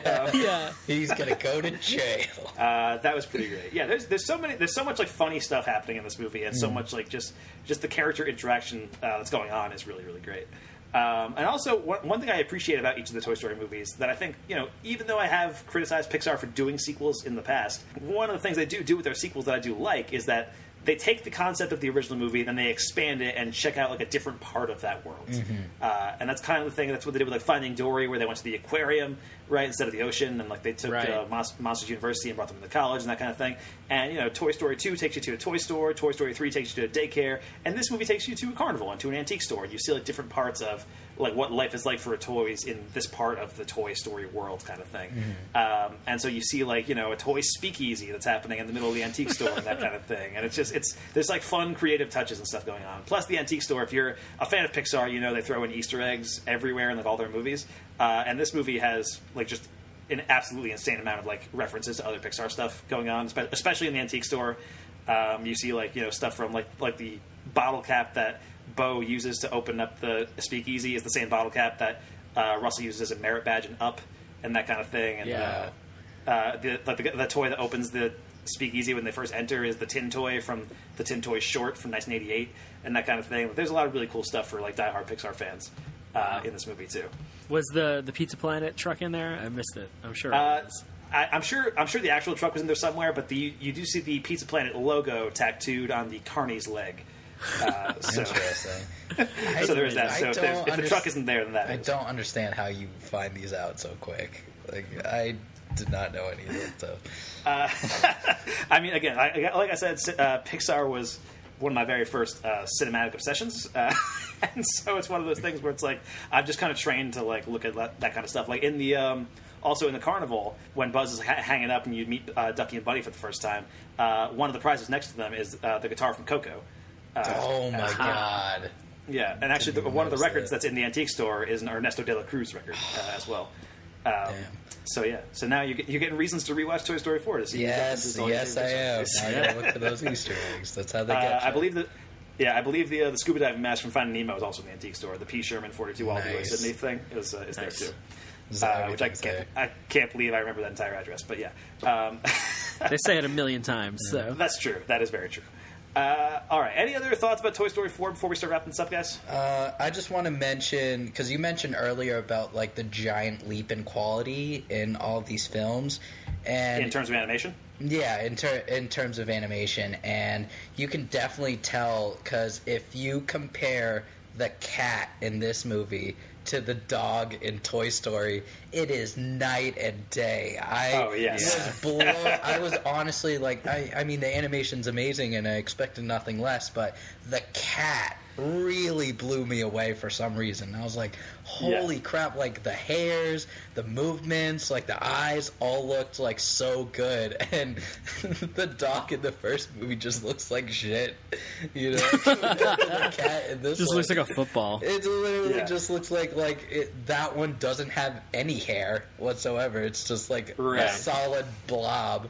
And and this one just looks so amazing, and that just like speaks to kind of like the leaps and bounds in technology and animation that has gone through. You know, you can just see like just in Toy Story how amazing this technology has gotten over the years. Absolutely, yeah, and Pixar is a big part of like the forwarding of that animation. I mean, like they've proven they can do like really photorealistic stuff. They had that short a few years ago called Piper, which I think was ahead of like Finding Dory or something like that. But it was like, photorealistic. Like it's like a bird, like that bird short. With, the little bird in the ocean. Yeah. And it looks like you're watching real birds and the real ocean and the real beach. And it's like, how do they do this? Like it's just insanity. Was there a short before this? No, right? There was not. There was not, and I was really bummed about it. Because No. Which one had the chess one? Is that Toy Story? The original Toy Story did not have a short. Every other movie since then has had a Pixar short attached to it. Except for, I think Coco had the Frozen, like the stupid Frozen. The stupid 20-minute, it's pretty much a TV episode. It's so dumb. Right. So, but everything else had like a Pixar short attached to it. But this movie did not. And I think the reason for that is because they're doing I think it's a Disney Plus thing. They're doing like a Pixar Shorts thing on Disney Plus. It's already ruining everything. I mean, you know, it's not the biggest deal in the world, but one of my favorite things about going to see Pixar movies is like, hey, I get to see the new short too and see how that is. And Disney and even Disney Animation has done like the shorts in front of their movies too, as like kind of following in that footsteps. I'm surprised that there was no short in front of this, but oh well, it was kind of a bummer. But the movie was good, and that made up for it. So there's that. That's fair. Yes. Yeah. So final thoughts: Toy Story 4, really, really good. Not quite as good as Toy Story 1, 2, and 3. Jordan, it sounds like you're in the same boat, and Mike, it sounds like you're just a fan of all of them. Yeah. It did the thing that I thought I was hoping it would do, which is it's very funny. I cried a bunch, and like, what more do you need, really? Yeah. Tells a great story. Yeah. Yes. All right. So yeah, that is Toy Story 4. I'm so glad it's good. Please never make any more of them. Unless you can actually make it really great, which, it's Pixar, they probably can, but like then I'm going to be worrying about it for like 4 years, and I don't want that in my life. So, all right, guys. Jordan, thank you so much for joining us today. Of course, no problem. Where can we find you online this week if you want people to find you online? Find me on Twitter at Laughmatician. Nice. The greatest handle of all time. No, it's so stupid. I was like, someone has to have this, but it was so dumb that of course nobody has it. So it's up there with Downey plus Ultra. Yeah. But yeah, so you can find me on Twitter. Hit me up with movie suggestions. I'm definitely going to check out what was it? The Jim Jarmusch, The Dead Don't Die. Yeah. So I'm definitely going to check that out for sure. So yeah, just talk to me about movies and media and stuff. And Mike, where can we find you online this week? You can find me at MD Film Blog on Twitter, as well as at MD Film Blog. Well, I don't know if they have that on Letterboxd. same username on both. Yes, it is the same. It is the same username. Yes, and you can find me at M Smith Film Blog on Twitter, and all our podcasts and stuff over at Rapture Press, where they have other shows like the Review Zoo. And there was like one other show I was supposed to plug, and I'm blanking on what it was. Yeah, Badass Biz Bitches. Badass Biz Bitches is what it was. Yeah, Review Zoo is like entertainment nerd focused news. I think they do like comic books, movies, all that stuff. Badass Biz Bitches is a lifestyle advice thing focused on women in like the business professional world. Cool. Very cool. And if you miss our film news segment from Film Bookcast, the Review Zoo is definitely a place to go for all that kind of stuff. All right, and you can also find me on Letterboxd at M Smith Film or Mike Smith Film. It's Mike Smith Film. All right, thank you for listening to Mike and Mike Go to the Movies. I'm Mike Smith. That's Mike DeCriscio, and that is Jordan Rodriguez. Don't forget to rate and review the show on Apple Podcasts or any other podcast app. And if you want to contact us, hit us up at Mike and Mike Go to the Movies at gmail.com. Our next episode of Mike and Mike is going to show us what the MCU looks like in a post-Endgame world with a review of Spider-Man: Far From Home. Pretty psyched about this one, guys. I'm hearing good things. Yeah. And I'm very curious to see how this movie deals with the fallout of Avengers Endgame, specifically. Jordan, I'm sure you're hyped for this as well. Oh, Spider-Man is my favorite superhero of all time, and I love Tom Holland. As much as I love Tobey Maguire, Tom Holland is very good, and I'm psyched. Yeah, should be a good time. Spider-Man: Far From Home out in just a couple days, actually. Plus, keep an eye out for our next complete works, which will see Nicolas Cage hunting down Osama bin Laden in a comedy called Army of One. Pretty excited about that one. So, yeah, looking forward to that. And that's the end of this week's episode of Mike and Mike Go to the Movies. We'll see you on the other side. Mike go to the movies. Mike and Mike go to the movies. Yeah! You have chosen wisely. Being in the ensemble for Sweeney Todd is one of the hardest things in musicals. Oh, yeah. That music is so complicated for that. And it's like entirely sung through, too, so it's like just complete. It's nonstop, yeah.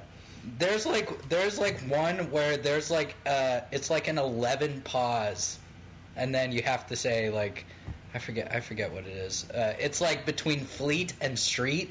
Yeah. There's like an 11 beat pause. Like the Demon Barber of Fleet Street. Yeah, I remember. Yeah. See, it's just on a weird number. Yeah. And someone would always fuck it up. Was it you? Were you the one who fucked it up? No, it was not me. I always got it right. It was Borden. It was my evil twin, Borden. Damn that Borden. Asshole.